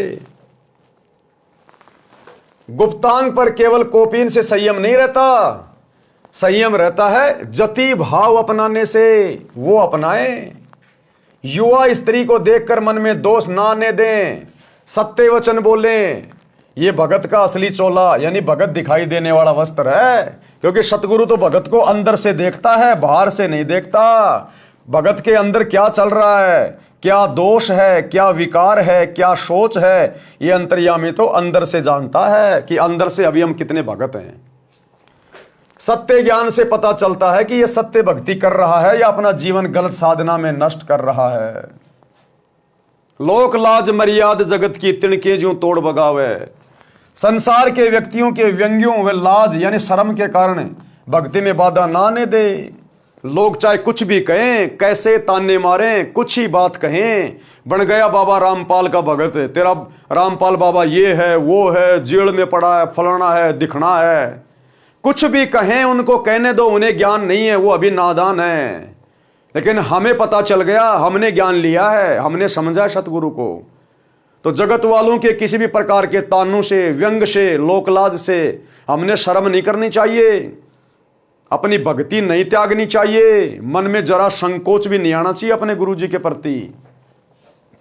संसार के व्यक्तियों के व्यंग्यों व लाज यानी शर्म के कारण भक्ति में बाधा ना आने दें। उस लोक लाज यानी ये शर्म की लोग क्या कहेंगे, मैं सत्संग में जाता हूं, दंडवत करता हूं, परंपरागत भक्ति त्याग दी है, इस लोक लाज को तिनके की तरह तोड़कर फेंक दे, यानी उसको बाधा ना बनने दे। कणक यानी सोना तथा कामिनी यानी सुंदर युवती को देखकर अपनी नियत में दोष ना आने दे, उसे विष के तुल्य जाने, तब साधक अमरलोक में जा सकेगा। अपने इष्ट देव के प्रति पतिव्रता स्त्री की तरह समर्पित रहें। जो पतिव्रता पति से राती आन पुरुष नहीं भाव है। अपने इष्ट देव के प्रति, तो अभी आपने गुरुदेव के मुख कमल से क्या सुना कि अपने ही गुरु को इष्ट मानकर भक्ति करनी है, अपने ही गुरु को इष्ट मानकर। एक बार फिर से सुन लीजिए। एक पति को छोड़कर आन में आस्था रखने वाली पत्नी को व्यभिचारिणी कहते हैं। तो अपने ही पति से हर इच्छा पूरी हो, उसी को पतिव्रता कहते। तो हम जब पतिव्रता पद पर आ जाएंगे तो परमात्मा कहते हैं पतिव्रता जमी पर जो जो धर है पावे, समर्थ झाड़ू देत है ना काटा लग जावे। ऐसा हंस, ऐसा भक्त जब अपने एक इष्ट पूर्ण परमात्मा पर अपने ही गुरु को इष्ट रूप में मानकर जब अपने जीवन रूपी सफर में प्रस्थान करता है, पर अपने ही गुरु को इष्ट रूप में मानकर जब अपने जीवन रूपी सफर में प्रस्थान करता है, पर अपने ही गुरु को इष्ट रूप में मानकर जब अपने जीवन रूपी सफर में प्रस्थान करता है रास्ते पर, तो परमात्मा उस जीवन रूपी सफर के पाप कर्म रूपी कांटों को बुहारना शुरू कर देता, उसके दुखों को खत्म करना शुरू कर देता है, झाड़ू देता चलता है कि मेरी प्यारी आत्मा के कांटा ना लग जाए। तो क्या कहा गुरुदेव ने, अपने ही गुरु को इष्ट मान के पूजा करनी है। और यहां क्या कह रहे हैं, अपने इष्ट देव के प्रति पतिव्रता स्त्री की तरह समर्पित रहें, यानी अपने इष्ट अपने गुरु जी के अलावा किसी और को ना पूजें। अब वो दाढ़ी मूछ वाला नकली कबीर, उसको छोड़ दें। जून के महीने में उसका कबीर प्रकट दिवस मनाना छोड़ दें। अपने इष्ट देव यानी सतगुरु के प्रति पतिव्रता स्त्री की तरह समर्पित रहें, जैसे पतिव्रता स्त्री अपने पति के अतिरिक्त अन्य किसी पुरुष को पति रूप में इच्छा नहीं करती। चाहे कितना ही सुंदर व धनवान हो, अपने परमात्मा की भक्ति को कभी ना भूलें। लोग दिखावा न करके हृदय से मन मन में श्वास श्वास से परमात्मा के नाम का सुमरण करता रहे। भगत से तात्पर्य है कि स्त्री या पुरुष कोई भी हो, जैसे पतिव्रता स्त्री अपने मायके घर चली जाती है तो वह परिवार को पता नहीं लगने देती कि वह अपने पति को याद करती है। इस प्रकार साधक अपना ध्यान प्रभु चिंतन में लगाए। कौन से प्रभु के चिंतन में? सतगुरु रामपाल जी प्रभु के चिंतन में, अपने इष्ट के चिंतन में। पूर्ण सतगुरु से सत्य भक्ति प्राप्त करने के पश्चात कोई भगत की निंदा करता है तो बुरा ना माने। निंदा स्तुति मान बढ़ाई, मन से मार गिरावे। पूर्ण सतगुरु से सत्य भक्ति प्राप्त करके कोई भगत की निंदा करता है तो बुरा ना माने। यदि कोई प्रशंसा करता है तो उससे प्रभावित ना हो। सत्य भक्ति शास्त्र अनुसार विधि विधान से करते हैं तो साधक को कुछ सिद्धियां प्राप्त हो जाती हैं जो मोक्ष में सहायक नहीं होती। इस भक्ति मार्ग में सिद्धियां हमारी दुश्मन है, दुश्मन। यदि हमने किसी को दुआ दे दी, किसी को बद्दुआ दे दी, हमारी भक्ति नष्ट होगी। जो मोक्ष में सहायक नहीं है वे संख्या में 8 हैं। उनके द्वारा साधक किसी को हानि किसी को लाभ देकर अपनी भक्ति नष्ट करता है। वह चमत्कार दिखाकर प्रसिद्ध हो जाता है परंतु उसका भविष्य नरक बन जाता है। पशु पक्षियों की योनियों को प्राप्त करता है, जैसे ये धीरेन्द्र शास्त्री बागेश्वर वाला, इसको एक छोटी सी सिद्धि प्राप्त है। एक सिद्धि मनवर्ती बतावे, यानी सामने वाले के मन में क्या चल रहा है वो बता देना। परमात्मा कहते हैं जीवन नरक बन जाएगा, आगे गधा कुत्ता शुअर बन के घूमेगा, पशु पक्षियों की योनियों में जाएगा। वर्तमान में तो झूठी महिमा प्राप्त कर रहा है, लेकिन ये झूठी महिमा कब तक शरीर छूटेगा उसके बाद क्या होगा? सीधे 84 लाख योनि नरक। परंतु उसका भविष्य नरक बन जाता है, पशु पक्षियों की योनियों को प्राप्त करता है। इसलिए मोक्ष प्राप्ति की इच्छा करते हुए साधक इन अष्ट सिद्धियों वाली फोकट प्रभुता में नाट के इनको त्याग कर मोक्ष प्राप्ति के उद्देश्य से इनके आगे की आशा करे, आगे को बढ़े।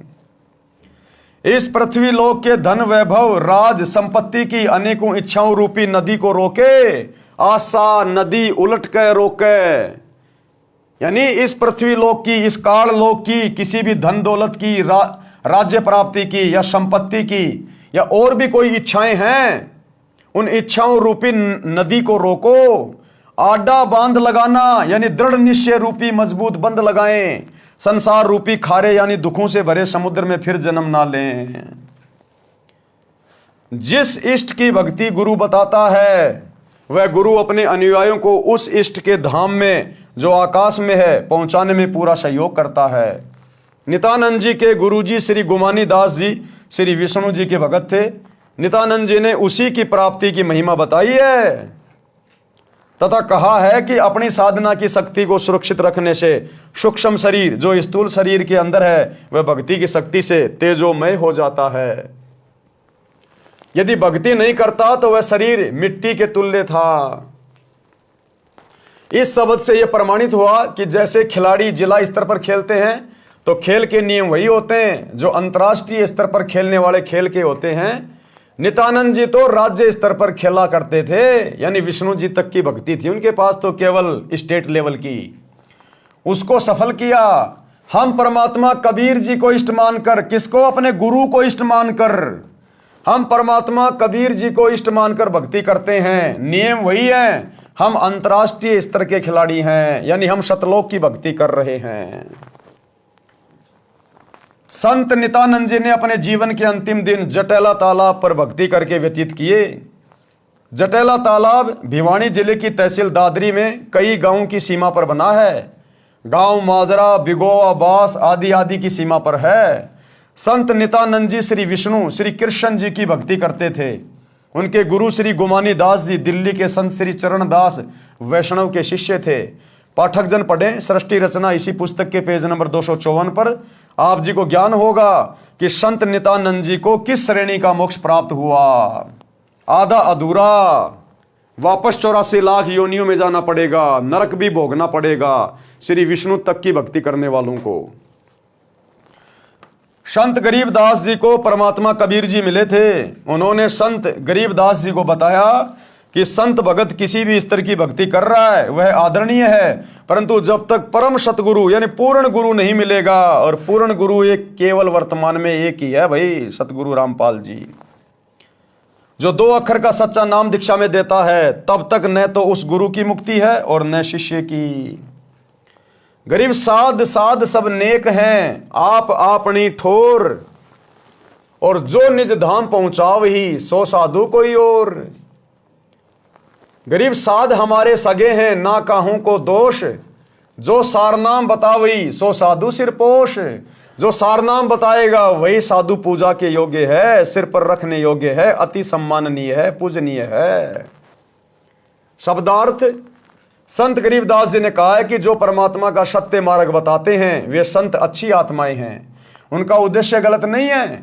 जो जहां तक का ज्ञान रखता है वह उस स्थान पर ठीक है। यानी जैसे कोई विष्णु जी की साधना बताता है, कोई शिव जी की तथा कोई ब्रह्म की साधना वेदों अनुसार करता तथा करवाता है, वह उस स्थिति तक तो ठीक है, परंतु उस साधक से निज धाम यानी सनातन परम धाम सतलोक प्राप्त नहीं हो सकता। जो संत सतलोक प्राप्ति का मार्गदर्शन करते हैं वे संत उपरोक्त संतों से भिन्न हैं। सतगुरु रामपाल जी सभी से भिन्न हैं, क्योंकि ये परमेश्वर हैं, परमेश्वर स्वयं कबीर भगवान। जो संत परमात्मा के लिए प्रयत्नशील हैं वे सब संत अपने सगे यानी रिश्तेदार हैं, हमारे खास साथी हैं। इनको हम दोष नहीं देते, क्योंकि इनको पूर्ण मोक्ष मंत्र सारनाम का ज्ञान नहीं है। इन संतों का शिष्य बनने से जीव का पूर्ण मोक्ष नहीं होता, जन्म मरण बना रहता है। जो संत सारनाम की दीक्षा देते हैं वे हमारे सिर के ताज हैं, वे सिर माथे पर रखने योग्य हैं, अर्थात विशेष आदरणीय हैं। श्री विष्णु जी का स्वयं जन्म मरण रहता है, तो उपासक को वह मोक्ष नहीं मिल सकता। जो गीता अध्याय 15 श्लोक 4 में कहा है कि तत्वदर्शी संत से तत्व ज्ञान प्राप्ति के पश्चात परमेश्वर के उस परम पद की खोज करनी चाहिए, जहां जाने के पश्चात भगत फिर लौटकर संसार में कभी नहीं आता। केवल उस परमेश्वर की भक्ति करो जिससे संसार रूपी वृक्ष की रचना की है। किस परमेश्वर की? उस परमेश्वर की भक्ति करो जिसने संसार रूपी वृक्ष की रचना की है। संसार का विस्तार जिनसे हुआ है, सारी सृष्टि के रचनहार सतगुरु रामपाल जी भगवान। हिंदू समाज के गुरुजन कहते हैं कि गीता का ज्ञान श्री कृष्ण जी ने अर्जुन को सुनाया। श्री कृष्ण जी श्री विष्णु जी का अवतार यानी स्वयं विष्णु जी माने जाते हैं। श्रीमद् भगवत गीता के अध्याय 4 श्लोक 5 में गीता बोलने वाले ने कहा है कि हे अर्जुन, तेरे और मेरे बहुत जन्म हो चुके हैं। अगर कोई ये मानता है कि गीता का ज्ञान श्री कृष्ण जी ने कहा है, तो श्री कृष्ण जी मतलब श्री विष्णु जी। तो गीता अध्याय 4 श्लोक 5 में तो वो खुद स्वीकार कर रहे हैं कि अर्जुन तेरे और मेरे तो बहुत जन्म हो चुके हैं, तू भी जन्म मृत्यु में और मैं भी जन्म और मृत्यु में। तो भला विष्णु जी की साधना करके, श्री कृष्ण जी की साधना करके उनके भगत कैसे जन्म मरण से छुटकारा पा सकते हैं? श्रीमद् भगवत गीता के अध्याय 4 श्लोक 5 में गीता बोलने वाले ने कहा है कि हे अर्जुन, तेरे और मेरे बहुत जन्म हो चुके हैं, तू नहीं जानता, मैं जानता हूं।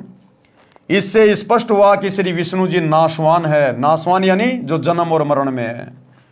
जन्म मृत्यु होता है।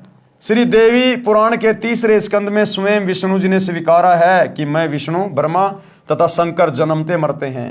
हमारा तो आविर्भाव यानी जन्म तथा तिरोभाव यानी मृत्यु हुआ करता है। इससे भी स्पष्ट है कि श्री विष्णु जी अविनाशी नहीं है। गीता अध्याय 2 श्लोक 17, गीता अध्याय 15 श्लोक 17 में अविनाशी परमात्मा तो गीता ज्ञानदाता से भी अन्य कहा है।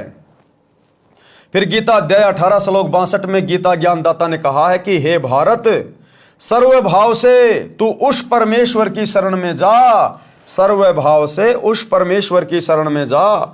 उस परमेश्वर की कृपा से ही तू परम शांति को तथा सनातन परम धाम को प्राप्त होगा। भक्ति मुक्ति के दाता सतगुरु भटकन प्राणी फिरंदा, और इस साहिब के हुक्म बिना नहीं तरवर पात हिलनता। इस सतगुरु की रजा के बिना उस सनातन परम धाम में कोई झांक भी नहीं सकता। इन प्रमाणों से सहज में पता चलता है कि श्री नित्यानंद जी को गीता में वर्णित पूर्ण मोक्ष प्राप्त नहीं हुआ। कबीर जी ने कहा है कि जो जाकी शरणा बसे ताको ताकी लाज, जल स्यों ही मछली चढ़े बह जाते गजराज। भावार्थ, जो भगत जिस भी देवी देव की भक्ति करता है वह इष्ट अपने भगत को राहत अवश्य देता है, जो सामान्य व्यक्ति के लिए अनहोनी के समान होती है। उदाहरण के लिए यदि किसी व्यक्ति ने थानेदार की सेवा कर रखी है यानी मित्रता कर रखी है, तो थानेदार अपने मित्र को थाने में आने पर कुर्सी पर बैठाता है, चाय भोजन खिलाता पिलाता है, जो सामान्य व्यक्ति के लिए संभव नहीं है। यह सामान्य व्यक्ति के लिए अनहोनी से कम नहीं है।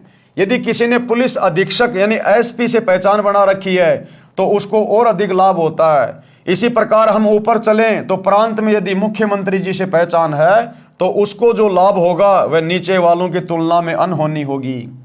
इसी प्रकार यदि देश के प्रधानमंत्री जी से मेल हो जाए तो लाभ का वारन पार नहीं। इसी प्रकार यदि सत्य पुरुष कबीर परमात्मा सतगुरु रामपाल जी की भक्ति मिल जाए तो यहाँ की नीचे की शक्तियां तो हमें वो दे नहीं सकती जो ये परमात्मा दे देगा, फिर तो हमारे वारे न्यारे हो जाएंगे। लेखक ये कहना चाहता है कि यदि कोई देवी देवताओं की भक्ति करता है तो लाभ तो उनको भी मिलता है, उन देवी देवताओं की भक्ति करने वाले को भी लाभ देने वाला यही परमात्मा है, यही सतगुरु है। परंतु जो लाभ पूर्ण परमात्मा की भक्ति से सर्व लाभ होता है, यदि प्रधानमंत्री का व्यक्ति है तो उसके साथ देश के सर्व मुख्यमंत्री तथा अन्य अधिकारी कर्मचारी हो जाते हैं, सब उसका सहयोग करते हैं। यानी जब हम सतगुरु रामपाल जी की भक्ति करेंगे तो ये नीचे के देवी देवता तो वैसे हमारे साथ हो जाएंगे, ये हमें फिर परेशान नहीं कर सकते, दुखी नहीं कर सकते, सब उसका सहयोग करते हैं, विरोध का स्थान नहीं रहता। इसी प्रकार पूर्ण परमात्मा की भक्ति करने वाले भगत के साथ विश्व के सब देवी देवता हो जाते हैं, वे उसकी हर संभव सहायता करते हैं, बाधा नहीं करते। यदि कोई भूत पितर प्रेत भैरव बेताल पूर्ण परमात्मा के भगत को हानि करने की सोचता भी है तो देवी देवता ही उनको दूर कर देते हैं। यानी ये देवी देवता सतगुरु रामपाल जी की भक्ति लेने के बाद मर्यादा में रहेंगे तो हमारे सिक्योरिटी गार्ड बनकर रहेंगे, सिक्योरिटी गार्ड। और बताते हैं कि तुम्हें पता है ये किसकी शरण में है, फिर वे शैतानी शक्तियां भय मानकर कोई हानि करने की हिम्मत नहीं करते। यदि गलती से किसी भूत प्रेत ने कुछ छेड़छाड़ परमेश्वर के भगत से कर दी, किस परमेश्वर के भगत से? सतगुरु रामपाल जी परमेश्वर जी के भगत से, तो उसे परमेश्वर के गण पकड़ कर ले जाते हैं और पिटाई करके सलाखों के अंदर बंद कर देते हैं। परमात्मा कबीर जी ने कहा है कि एक साधे सब सदे, सब साधे सब जाए, माली सींचे मूल को फले फूले अगाए। बात अंत में भाइयों और बहनों वही आएगी, एक के साधे सब सदे, यानी हमने पतिव्रता पद की भक्ति पे आना पड़ेगा। हमने अब जून के महीने में उस नकली दाढ़ी मूंछ वाले कागज के कबीर को इष्ट मानकर कबीर प्रकट दिवस मनाना छोड़ना पड़ेगा। उस दाढ़ी मूंछ वाली फोटो को अपने घर से बाहर निकालना पड़ेगा, लॉकेट से बाहर निकालना पड़ेगा। हमने उन फोटोओं को दंडोत भी नहीं करना। हमने पतिव्रता पद पे आना है, हमारा पति हमारा गुरु है, ये हमारे इष्ट हैं, हमारे परमेश्वर हैं, हमने इस पद पे आना पड़ेगा। एक के साधे सब सदे, एक सतगुरु की भक्ति करने से, इनको साधने से सब की भक्ति सफल हो जाती है। और सब साधे सब जाए, और यदि हम सब की भक्ति करते रहेंगे, सभी को मानते रहेंगे, गरीबदास जी का भी बोध दिवस मना रहे हैं, और दाढ़ी मूंछ वाले कबीर जी का भी प्रकट दिवस मना रहे हैं, और अपने गुरु जी को भी कह रहे हैं हमारे गुरु जी भगवान है, परमात्मा है, तो परमात्मा कहते हैं फिर तुम्हारा सब कुछ नष्ट हो जाएगा, बर्बाद हो जाएगा। एक के साधे सब सदे, सब साधे सब जाए, और माली सींचे मूल को, जो माली होता है, जिसको प्रोसीजर का पता होता है, माली यानी भगत, जिसको वास्तु में ज्ञान हो गया, वो तो मूल की पूजा करेगा। तो भक्ति का मूल हमारा सतगुरु है।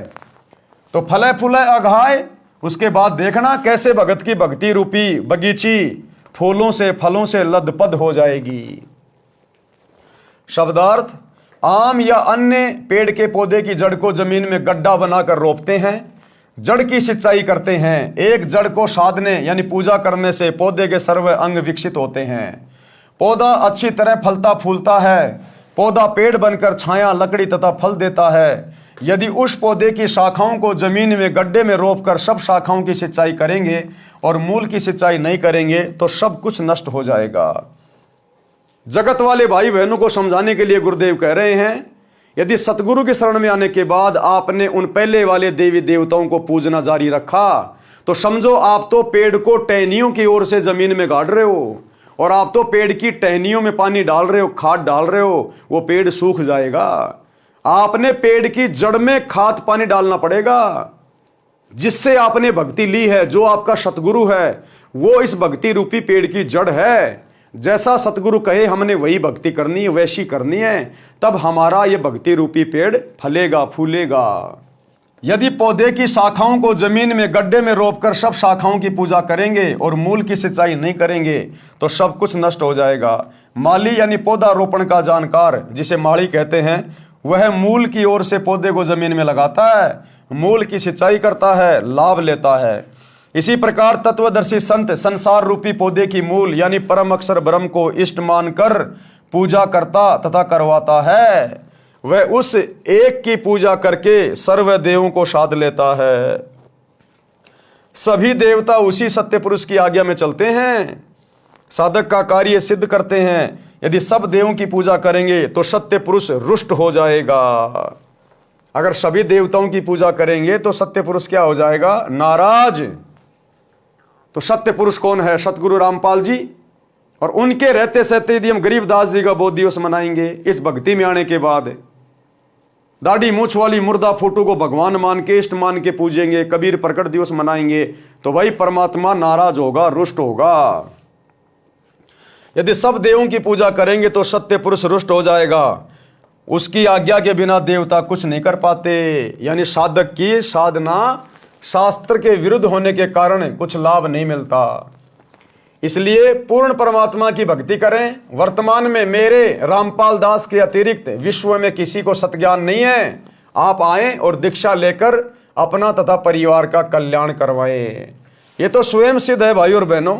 ये तो मजबूरीवश गुरुदेव भगवान को बार बार अपना नाम लेके बोलना पड़ता है, क्योंकि परमात्मा कहते हैं कि हमने अपनी महिमा खुद करनी पड़ती है, स्वयं करनी पड़ती है। हमारे बारे में यहाँ दूसरा कोई नहीं जानता, इसलिए हमारी महिमा हमने आप बखानी।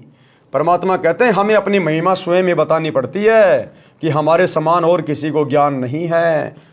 तो भाई और बहनों, अब आप और हमारी तो समझ में आ जानी चाहिए कि सतगुरु रामपाल जी के अलावा धरती पर जीव आत्मा का ठिकाना नहीं है, कहीं ठोर ठिकाना नहीं है। अगला जन्म यदि सत भक्ति शुरू नहीं की तो सीधा 84 लाख योनियों से शुरू होगा। गधे कुत्ते शुअर के जन्म मिलेंगे। अब आगे गुरुदेव भगवान हमें कथा सुना रहे हैं, मनीराम कथावाचक पंडित जी की कहानी। यानी कौन अधिकारी है, कौन अधिकारी नहीं है, भक्ति कैसे करनी है, क्या है। एक मनीराम नाम के पंडित जी की कथा सुना रहे हैं। मनीराम नाम का कथावाचक पंडित प्रसिद्ध था। हरियाणा के एक गांव में रामायण की कथा का आयोजन किया। रामायण की कथा अधिक से अधिक 11 दिन में संपूर्ण हो जाती है। मनीराम पंडित जी ने 30 दिन में संपूर्ण की। धन के लालच में, पैसे के लालच में कि रोज चढ़ावा आएगा। विचार किया था कि अधिक दिन कथा चलेगी तो प्रतिदिन दान आएगा, इस प्रकार अधिक दक्षिणा प्राप्त होगी। 30 दिन की कथा में मनीराम पंडित जी को 30 रुपए ही प्राप्त हुए। गांव के कुछ व्यक्तियों ने जिस दिन मनीराम ने कथा का समापन करना था उस दिन उसी समय दिल्ली से नाचने गाने वाली प्रसिद्ध नर्तिका चंपाकली का नाच गाना करा दिया। सारा गांव नाच गाना देखने सुनने उमड़ पड़ा। 2 घंटे में चंपाकली को 500 रुपए मिले और मनीराम जी को 30 दिन में कुल 30 रुपए प्राप्त हुए। पंडित जी के दुख का कोई वार पार नहीं रहा। रास्ते में गांव छुड़ानी था। मनीराम जी को पता था कि यहाँ गरीबदास जी परम संत रहते हैं, उनसे मिलकर आगे चलूंगा। संत गरीबदास जी के पास गांव तथा आसपास के गांव के 10-12 भगत बैठे थे। उसी समय पंडित मनीराम जी पहुंच गए। संत गरीबदास जी से राम राम किया। संत गरीबदास जी ने भी राम राम कहा तथा उचित आसन देकर बैठाया।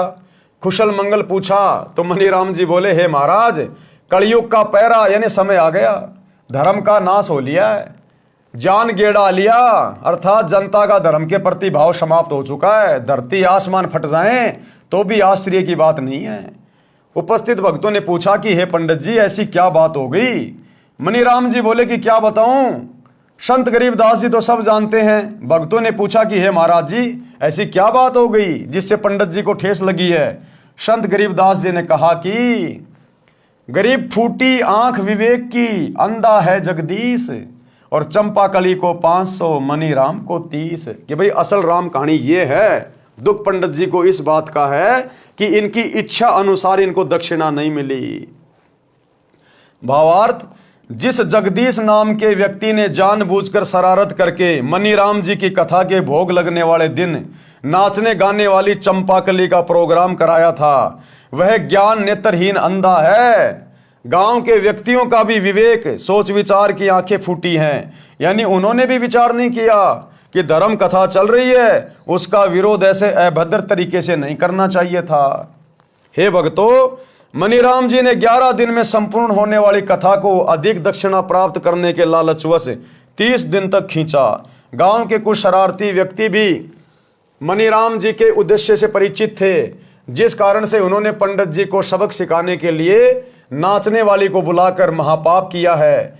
यह सच्चाई संत गरीबदास जी के मुख से सुनकर मनीराम जी के आश्चर्य का ठिकाना नहीं था। अब मनीराम ने सोचा कि मैंने किसी को बताया नहीं, अखबार में आई नहीं, टीवी चैनल उस समय थे नहीं, और ना कोई मोबाइल थे उस समय कि भाई किसी ने गरीबदास जी को पहले बता दिया होगा। अब मनीराम ने देखा ये बात तो मुझे पता है, और मेरे दुख को, मेरे मन की बात को और ये महाराज जी जान गए, ये तो अंतर्यामी है। चरणों में गिर गया उसी समय। वह सोच रहा था कि आज 11:30 बजे भोग लगाकर मैं सीधा यहां पहुंचाऊं। संत गरीबदास जी को कैसे पता चला? ये तो परमात्मा है। भाई, जब संत गरीबदास जी परमात्मा हो सकते हैं तो सतगुरु रामपाल जी के परमात्मा होने में फिर क्या संदेह है? वही सेम टू सेम लीला गरीबदास जी ने की, वही सेम टू सेम लीला सतगुरु रामपाल जी कर रहे हैं। गरीबदास जी भी हरियाणा में आए, सतगुरु रामपाल जी भी हरियाणा में आए। गरीबदास जी भी जाट किसान परिवार में, सतगुरु रामपाल जी भी जाट किसान परिवार में। गरीबदास जी ने भी शादी करने की लीला की, सतगुरु रामपाल जी ने भी शादी करने की लीला की। गरीबदास जी के भी 6 संतान, सतगुरु रामपाल जी के भी 4 संतान। और गरीबदास जी भी सामान्य वेशभूषा में, सतगुरु रामपाल जी भी सामान्य वेशभूषा में। और शरीर छोड़ने के बाद में लोगों को पता चला, जब उनकी चिता से अस्थियां नहीं मिली, तब पता चला ये तो परमात्मा है। परमात्मा तो वही लीला तो सतगुरु रामपाल जी भगवान कर रहे हैं। गरीबदास जी ने वो ग्रंथ साहिब लिखा, सतगुरु रामपाल जी उसी ग्रंथ साहिब का जिसमें पूरे विश्व की भाषाओं का समावेश है, आज उसका खुलासा कर रहे हैं। तो भाई इनके परमात्मा होने में फिर क्या संदेह हो गया? ये तो कॉमन सेंस की बात है। संत गरीबदास जी को कैसे पता चला ये तो परमात्मा है? सब जानते हैं। मनीराम आसन से उठा और संत गरीबदास जी के चरणों में गिर गया और बोला, प्रभु आपने सच कहा है कि मैंने भी लालचवश कथा को लंबा खींचा था, आप तो जानी जान हो। हे प्रभु, धर्म कर्म तथा जीने की सच्ची राह दिखाइए। तब संत गरीबदास जी ने सत्संग करके उस पुण्यात्मा मनीराम जी को बताया कि फिर मनीराम जी को परमात्मा ने कथा सुनाई, उसको सत्य से परिचित कराया कि पंडित जी तुम कथा करने के अधिकारी नहीं हो। अरे द्वापर युग में राजा परीक्षित को 7 दिन की भागवत की कथा सुनाने के लिए जब कहा गया कि भाई 7 दिन बाद इसको तक्षक नाग डसेगा और 7 दिन तक इसकी सुरती ऊपर के लोकों में लगाओ, बैकुंठ में लगाओ इसको भागवत की कथा सुना के, क्योंकि जहां आशा तां भाषा होई, मन कर्म वचन सुमरियो सोई। वो कथा इसलिए सुनाई जा रही थी ताकि इसका ध्यान ऊपर जाए, यही राजपाट में बेटा बेटियों में ना रहे, नहीं तो यहीं पे कुत्ता बन के आएगा वापस। तो उस समय पूरी पृथ्वी पर द्वापर युग में भागवत की कथा करने के लिए कोई पंडित सामने नहीं आया। वेद व्यास जी जिन्होंने खुद वो लिखी थी, उन्होंने भी हाथ खड़े कर दिए कि भैया मैं ये कथा करने का अधिकारी नहीं। और आज ये ऐरे गहरे नथु बैरे, जिनके सिर ना पैर, जिनके ज्ञान का कोई सिर ना पैर हैं, ये धीरेन्द्र शास्त्री, अनिरुद्धाचार्य, देवकीनंदन ठाकुर, प्रेमानंद, हैं, ये दुनिया भर के लोग ले लेके भागवत और ये कथाएं कर रहे हैं। अरे द्वापर युग में किसी पंडित ने हाँ नहीं भरी, किसी धर्म गुरु ने हाँ नहीं भरी, और तुम कलयुग के पंडितों जानते कुछ भी नहीं, ABCD भी नहीं जानते भक्ति और भगवान की। तुम्हारा आचरण, तुम्हारा धर्म, तुम्हारा कर्म सब कुछ शास्त्रों के खिलाफ है। तुम्हारा भगवान शास्त्रों के खिलाफ है, तुम्हारी पूजा पाठ की पद्धति शास्त्रों के खिलाफ है, तुम्हारे मूल मंत्र शास्त्रों के खिलाफ है। तुम कहां से अधिकारी हो जो ले लेके पोथियां बैठ जाते हो, आश्रम खोल खोल के बैठ गए, दुनिया को लूट रहे हो, ठग रहे हो, भक्ति और भगवान से दूर कर रहे हो, काल की गोद में नरक में भेज रहे हो, जब द्वापर में कोई अधिकारी नहीं था। हे मनीराम जी, आप पाठ करके जनता से धन लेते हो, ये आप पर ऋण बनता है, भार चढ़ रहा है, इसको ब्याज समेत लौटाना पड़ता है। अगले जन्म में जिन जिन से कथा करके तुम ये पैसा ले रहे हो ना, उन भक्तों के घरों में गाय बनना पड़ेगा, भैंस बनना पड़ेगा, बैल बनना पड़ेगा, ऊंट बनना पड़ेगा, सारा दिन खेतों में मेहनत करनी पड़ेगी, गधा बनना पड़ेगा, क्योंकि तुम अधिकारी नहीं हो कथा करने के। आज इस पूरी पृथ्वी पर सतगुरु रामपाल जी के अलावा किसी भी धर्मशास्त्र की कथा करने का कोई अधिकारी नहीं है, कोई भी। ये सब के सब आचार्य, शंकराचार्य, मंडलेश्वर, संत, महंत, ये घोर पाप के भागी बन रहे हैं। अगले जन्म में अपने भक्तों के घरों में गधे बनेंगे, बैल बनेंगे, ऊंट बनेंगे, सारा दिन इनको लठ मार मार के इनको खेतों में जोता जाएगा। हे मनीराम जी, आप पाठ करके जनता से धन लेते हो, ये आप पर ऋण बनता है, इसको ब्याज समेत लौटाना पड़ता है। आपको यथार्थ आध्यात्मिक ज्ञान नहीं है, आप कथा पाठ तथा सत्संग करने के अधिकारी भी नहीं हो। आपने लोगों को आकर्षित करने के लिए गले में कंठी, एक तुलसी के मनके को डोरे में डालकर गले में डालते हैं, जो वैष्णव पंथ की पहचान होती है, डाल रखी है। एक माला 108 रुद्राक्ष के मणकों की डाल रखी है, जो मंत्र जाप के लिए होती है, जिसे संतजन सुमरणी कहते हैं। मस्तिष्क में तिलक लगा कर रखा है, पीले वस्त्र धारण कर रखे हैं। संत गरीबदास जी ने वाणी द्वारा समझाया कि कंठी माला सुमरणी पहनने से क्या होए, ऊपर ढूंढा साध का अंतर राख्या खोए, कि अंदर तेरे को ज्ञान दो देले का नहीं है और ऊपर से तू एक नंबर का भगत बना दिखाई दे रहा है। भावार्थ, हे मनीराम जी, ऊपर के दिखावे से तो आप साधु लगते हो, यानी बाहरी आडंबर का तो डूंडा उठा रखा है। आपकी वेशभूषा को देखकर तो भगत समाज कटकर मर जाए, परंतु अंदर गुण साधु के बिल्कुल नहीं। लालच के कारण अंतःकरण मलिन बना रखा है, साधुता खो रखी है, यानी संत भाव नहीं है। इसलिए कंठी माला सुमरणी को गले में डालने से साधु नहीं बनता। आत्म कल्याण के लिए पूर्ण संत से दीक्षा लेकर आजीवन मर्यादा में रहकर भक्ति करने से कल्याण होता है। आप पाठ करने के अधिकारी नहीं हो। अधिकारी बिना पाठ करना यजमान के साथ धोखा है। आपके पूर्वज ऋषिजन वास्तव में पंडित थे, विद्वान पुरुष थे, वे ऐसी गलती नहीं करते थे। यानी तुम्हारे पूर्वज जो द्वापर में थे वो ऐसी गलती नहीं करते थे। संत गरीबदास जी ने उदाहरण द्वारा समझाया है। राजा परीक्षित का उद्धार। अब मनीराम पंडित जी को गरीबदास जी ने राजा परीक्षित की कथा सुनाई, कैसे उसको तक्षक नाग ने डसा, कैसे उसको श्राप लगा, और 7 दिन की भागवत सुनाने के लिए द्वापर युग में कोई भी पंडित ऋषि कथावाचक सामने नहीं आया। सबने हाथ खड़ा कर दिया, क्योंकि 7वें दिन उसका रिजल्ट आना था।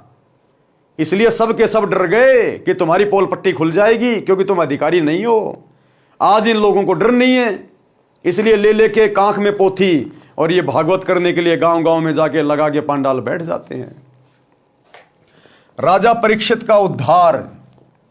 जिस समय राजा परीक्षित को ऋषि के श्रापवश तक्षक सर्प ने डसना था, तो राजा परीक्षित जी के उद्धार के लिए श्रीमद् भागवत सुधा सागर की 7 दिन की कथा करनी थी। पृथ्वी के सभी ऋषियों तथा पंडितों से श्री भागवत की कथा परीक्षित को सुनाने का आग्रह किया गया। वे वास्तव में पंडित थे, वे परमात्मा के विधान को जानते थे। उनको यह भी पता था कि 7वें दिन परिणाम आएगा। विश्व के बुद्धिजीवी व्यक्तियों की दृष्टि 7वें दिन परीक्षित का क्या होगा, इस पर टिकी थी। पृथ्वी के सभी पंडितों ने श्रीमद् भागवत की कथा सुनाने से मना कर दिया तथा कह दिया कि हम अधिकारी नहीं हैं, हम किसी के मानव जीवन के साथ खिलवाड़ करके पाप के भागी नहीं बनेंगे।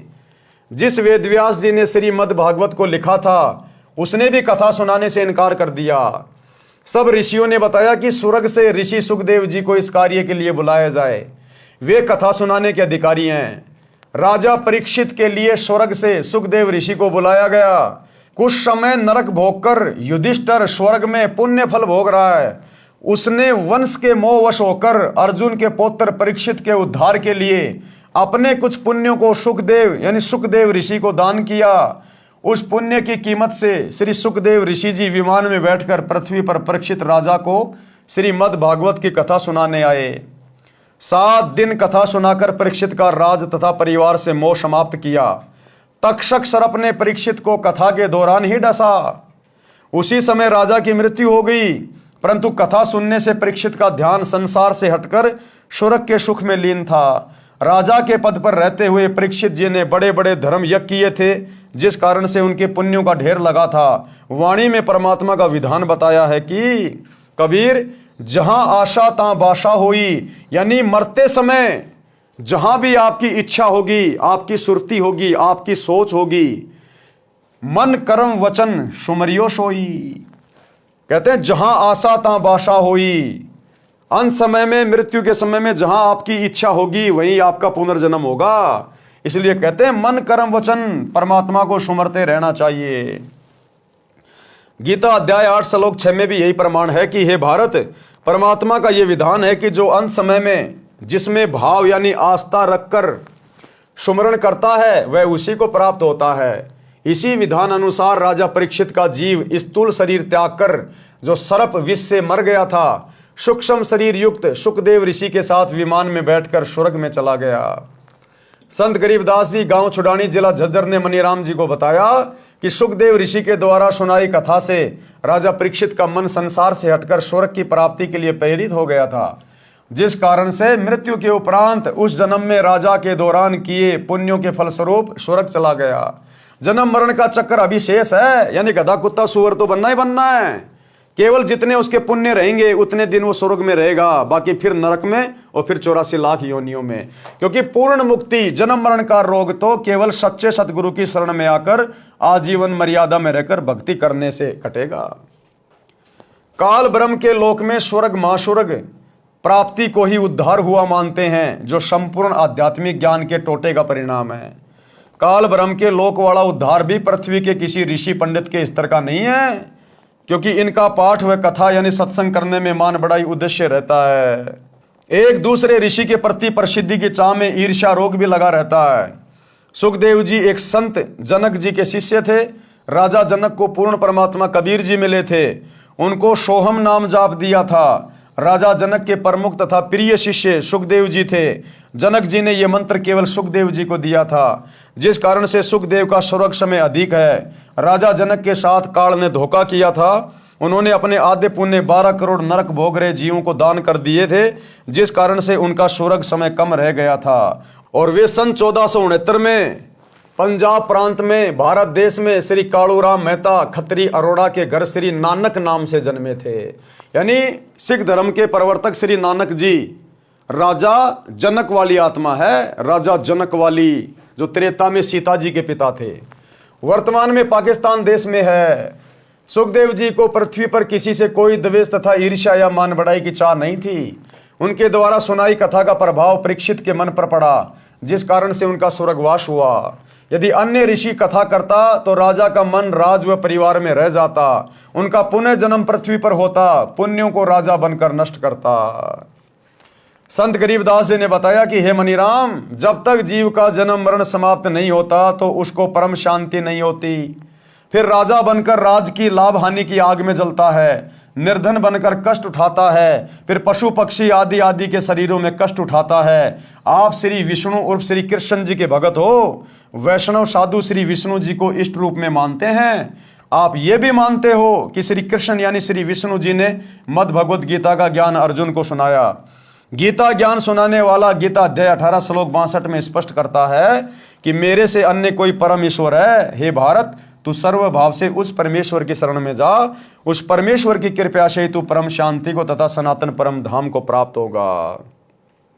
यानी गीता बोलने वाले के पास में चाहे उसको श्री कृष्ण समझो, चाहे विष्णु समझो, चाहे काल समझो, अगर उस गीता बोलने वाले के पास में ही जन्म और मरण के रोग को समाप्त करने की भक्ति होती और परम सुख प्राप्त कराने वाली शक्ति होती, तो गीता अध्याय 18 श्लोक 62 में यह कभी नहीं कहता कि उस परम सुख को प्राप्त करने के लिए, सनातन परम धाम को प्राप्त करने के लिए, जहां जाने के बाद साधक फिर लौटकर संसार में नहीं आता, उसकी प्राप्ति के लिए तो किसी तत्वदर्शी संत की खोज कर ले। यानी श्री कृष्ण जी ने, श्री विष्णु ने उस काल में अपनी भक्ति को रिजेक्ट कर दिया कि अर्जुन, मेरे पास में सदा सदा के लिए जन्म मरण से, 84 लाख योनियों से, नरक से मुक्त करने वाली भक्ति नहीं है। उसके लिए किसी तत्वदर्शी संत की खोज कर, और वो तत्वदर्शी संत वर्तमान में सतगुरु रामपाल जी हैं। इसलिए सतगुरु रामपाल जी के भगत अपने गुरु जी को श्री राम से बड़ा कहते हैं, श्री कृष्ण जी से बड़ा कहते हैं, काल से बड़ा कहते हैं, ब्रह्मा विष्णु महेश से बड़ा कहते हैं। क्योंकि वो जन्म मरण का रोग जो ना श्री कृष्ण काट सकता, ना ब्रह्मा विष्णु महेश काट सकते, ना काल काट सकते, क्योंकि यहां उन्होंने अपने हाथ खड़े कर दिए। गीता अध्याय 18 श्लोक 62 में स्पष्ट करता है कि मेरे से अन्य कोई परमेश्वर है, हे भारत तू सर्वभाव से उस परमेश्वर के शरण में जा, उस परमेश्वर की कृपा से ही तू परम शांति को तथा सनातन परम धाम यानी सतलोक को प्राप्त होगा। इसलिए सतगुरु रामपाल जी देवों के देव महादेव हैं, सर्व से ऊपर हैं, ये एकमात्र इष्ट हैं। गीता अध्याय 7 श्लोक 29 में गीता ज्ञानदाता ने बताया कि जो भगत जरा यानी वृद्धावस्था तथा मरण यानी मृत्यु से छुटकारा यानी मोक्ष प्राप्ति के लिए प्रयत्नशील हैं, काल लोक के राज्य तथा स्वर्ग महास्वर्ग तक की इच्छा नहीं रखते, वे तत्ब्रह्म से संपूर्ण अध्यात्म से तथा सर्व कर्मों से परिचित हैं। गीता अध्याय 8 श्लोक 1 में अर्जुन ने गीता ज्ञान देने वाले से प्रश्न किया कि जिस तत्ब्रह्म के विषय में आपने अध्याय 7 के श्लोक 29 में कहा कि वह तत्ब्रह्म क्या है, इसका उत्तर गीता ज्ञानदाता ने गीता अध्याय 8 श्लोक 3 में दिया है और बताया कि वह परम अक्षर ब्रह्म है। कौन है? परम अक्षर ब्रह्म, कबीर देव। गीता अध्याय 8 के श्लोक 5 तथा 7 में गीता ज्ञानदाता ने अपनी भक्ति करने को कहा है जिससे मेरी प्राप्ति होगी, और गीता के अध्याय 8 के श्लोक 8, 9 व 10 में उस अपने से दूसरे परम अक्षर ब्रह्म की भक्ति करने को कहा है। तो भाई वो गीता बोलने वाले भगवान से अलग दूसरा भगवान कौन है जिसकी भक्ति करने के लिए वो कह रहा है? वो है सतगुरु रामपाल जी, परम अक्षर ब्रह्म, जिससे मेरी प्राप्ति होगी। और गीता के अध्याय 8 के श्लोक 8, 9, 10 में उस अपने से अन्य परम अक्षर ब्रह्म की भक्ति करने को कहा है जिससे उसकी प्राप्ति होगी। ये गीता अध्याय 8 श्लोक 9, 10 पढ़ लेना। शुरू में परमात्मा का नाम लिखा है कवि, गीता में भी परमेश्वर कबीर देव जी का नाम लिखा हुआ है। गीता अध्याय 2 श्लोक 12, अध्याय 4 श्लोक 5, अध्याय 10 श्लोक 2 में गीता ज्ञान बोलने वाले ने बताया है कि हे अर्जुन, तेरे और मेरे बहुत जन्म हो चुके हैं, आगे भी होते रहेंगे। अर्थात गीता ज्ञान देने वाला खुद जन्म और मरण में है, तो यह जन्म मरण का रोग तो सतगुरु रामपाल जी काट सकते हैं, सृष्टि में कोई दूसरा नहीं। गीता अध्याय 2 श्लोक 17 में जो अविनाशी परमात्मा कहा है तथा अध्याय 15 श्लोक 16, 17 में 3 पुरुष प्रभु बताए हैं। श्लोक 16 में क्षर पुरुष तथा अक्षर पुरुष का वर्णन है, दोनों नाशवान बताए हैं। फिर अध्याय 15 श्लोक 17 में अविनाशी परम अक्षर ब्रह्म की जानकारी बताई है। वह उत्तम पुरुष यानी सर्वश्रेष्ठ परमात्मा कहा है, वही तीनों लोकों का पालन पोषण करता है, वास्तव में अविनाशी है। गीता अध्याय 15 श्लोक 4 में गीता ज्ञान देने वाले ने स्पष्ट किया है कि तत्वदर्शी संत मिलने के पश्चात परमेश्वर के उस परम पद की खोज करनी चाहिए जहां जाने के पश्चात फिर लौटकर साधक संसार में कभी नहीं आते। अर्थात तत्वदर्शी संत की शरण में आने के बाद फिर सदा सदा के लिए जन्म मरण का रोग कट जाता है, 84 लाख योनियों का कष्ट मिट जाता है, वो साधक सदा सदा के लिए परम धाम सतलोक में चला जाता है। उस परमात्मा की ही भक्ति करनी चाहिए जिससे संसार रूपी वृक्ष की पर्वतीय विस्तार को प्राप्त हुई है, यानी जिस परमात्मा ने विश्व की रचना की है। संत गरीबदास जी ने मनीराम को बताया कि परम अक्षर ब्रह्म यानी तत् ब्रह्म की भक्ति मेरे यानी संत गरीबदास जी के पास है। उस समय गरीबदास जी के पास थी क्योंकि गरीबदास जी भी स्वयं परमात्मा थे, और वर्तमान में सतगुरु रामपाल जी के पास है क्योंकि ये स्वयं परमात्मा है, यही स्वयं गरीबदास जी है। यदि आप जी को पूर्ण मोक्ष करवाना है तो दीक्षा लो और कल्याण करवा लो। मनीराम जी को गीता के सर्व श्लोक कंठस्थ थे, तुरंत समझ गए और दीक्षा लेकर पाखंड त्याग कर कल्याण कराया। और वर्तमान में यदि किसी को गीता के श्लोक याद नहीं है तो सतगुरु रामपाल जी ने गीता जी को पहली कक्षा का कायदा बना दिया है। आप YouTube पर जाकर उनके सत्संग सुन सकते हैं, बहुत अच्छे से गीता जी को समझ सकते हैं, चारों वेदों को समझ सकते हैं, जो कि हिंदू समाज के लिए पहाड़ से कम नहीं है। लेकिन सतगुरु रामपाल जी ने अपने तत्व ज्ञान से पुस्तकें लिखकर सत्संग बना बना कर पहली कक्षा की पुस्तकें बना दी है। इतना आसान कर दिया गीता, वेद, कुरान, पुराण, बाइबल को समझना। तो भाई और बहनों, आज के वीडियो में हम केवल इतना ही लेंगे। अगले वीडियो में पंडित की परिभाषा क्या होती है हम यहां से शुरू करेंगे। तो कल रात्रि 8 बजे सभी भाई बहन फिर से जुड़िए। तब तक गुरुदेव भगवान हम सबको आज्ञा दें, इजाजत दें, आशीर्वाद दें, सद्बुद्धि दें। बंदी छोड़ सतगुरु रामपाल जी भगवान की जय हो।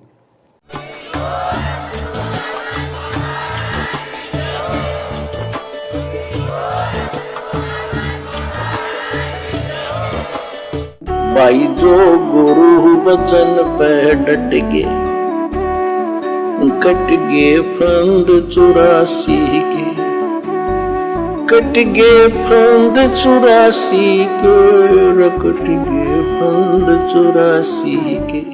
भाई जो गुरु बचन पे डट के, कट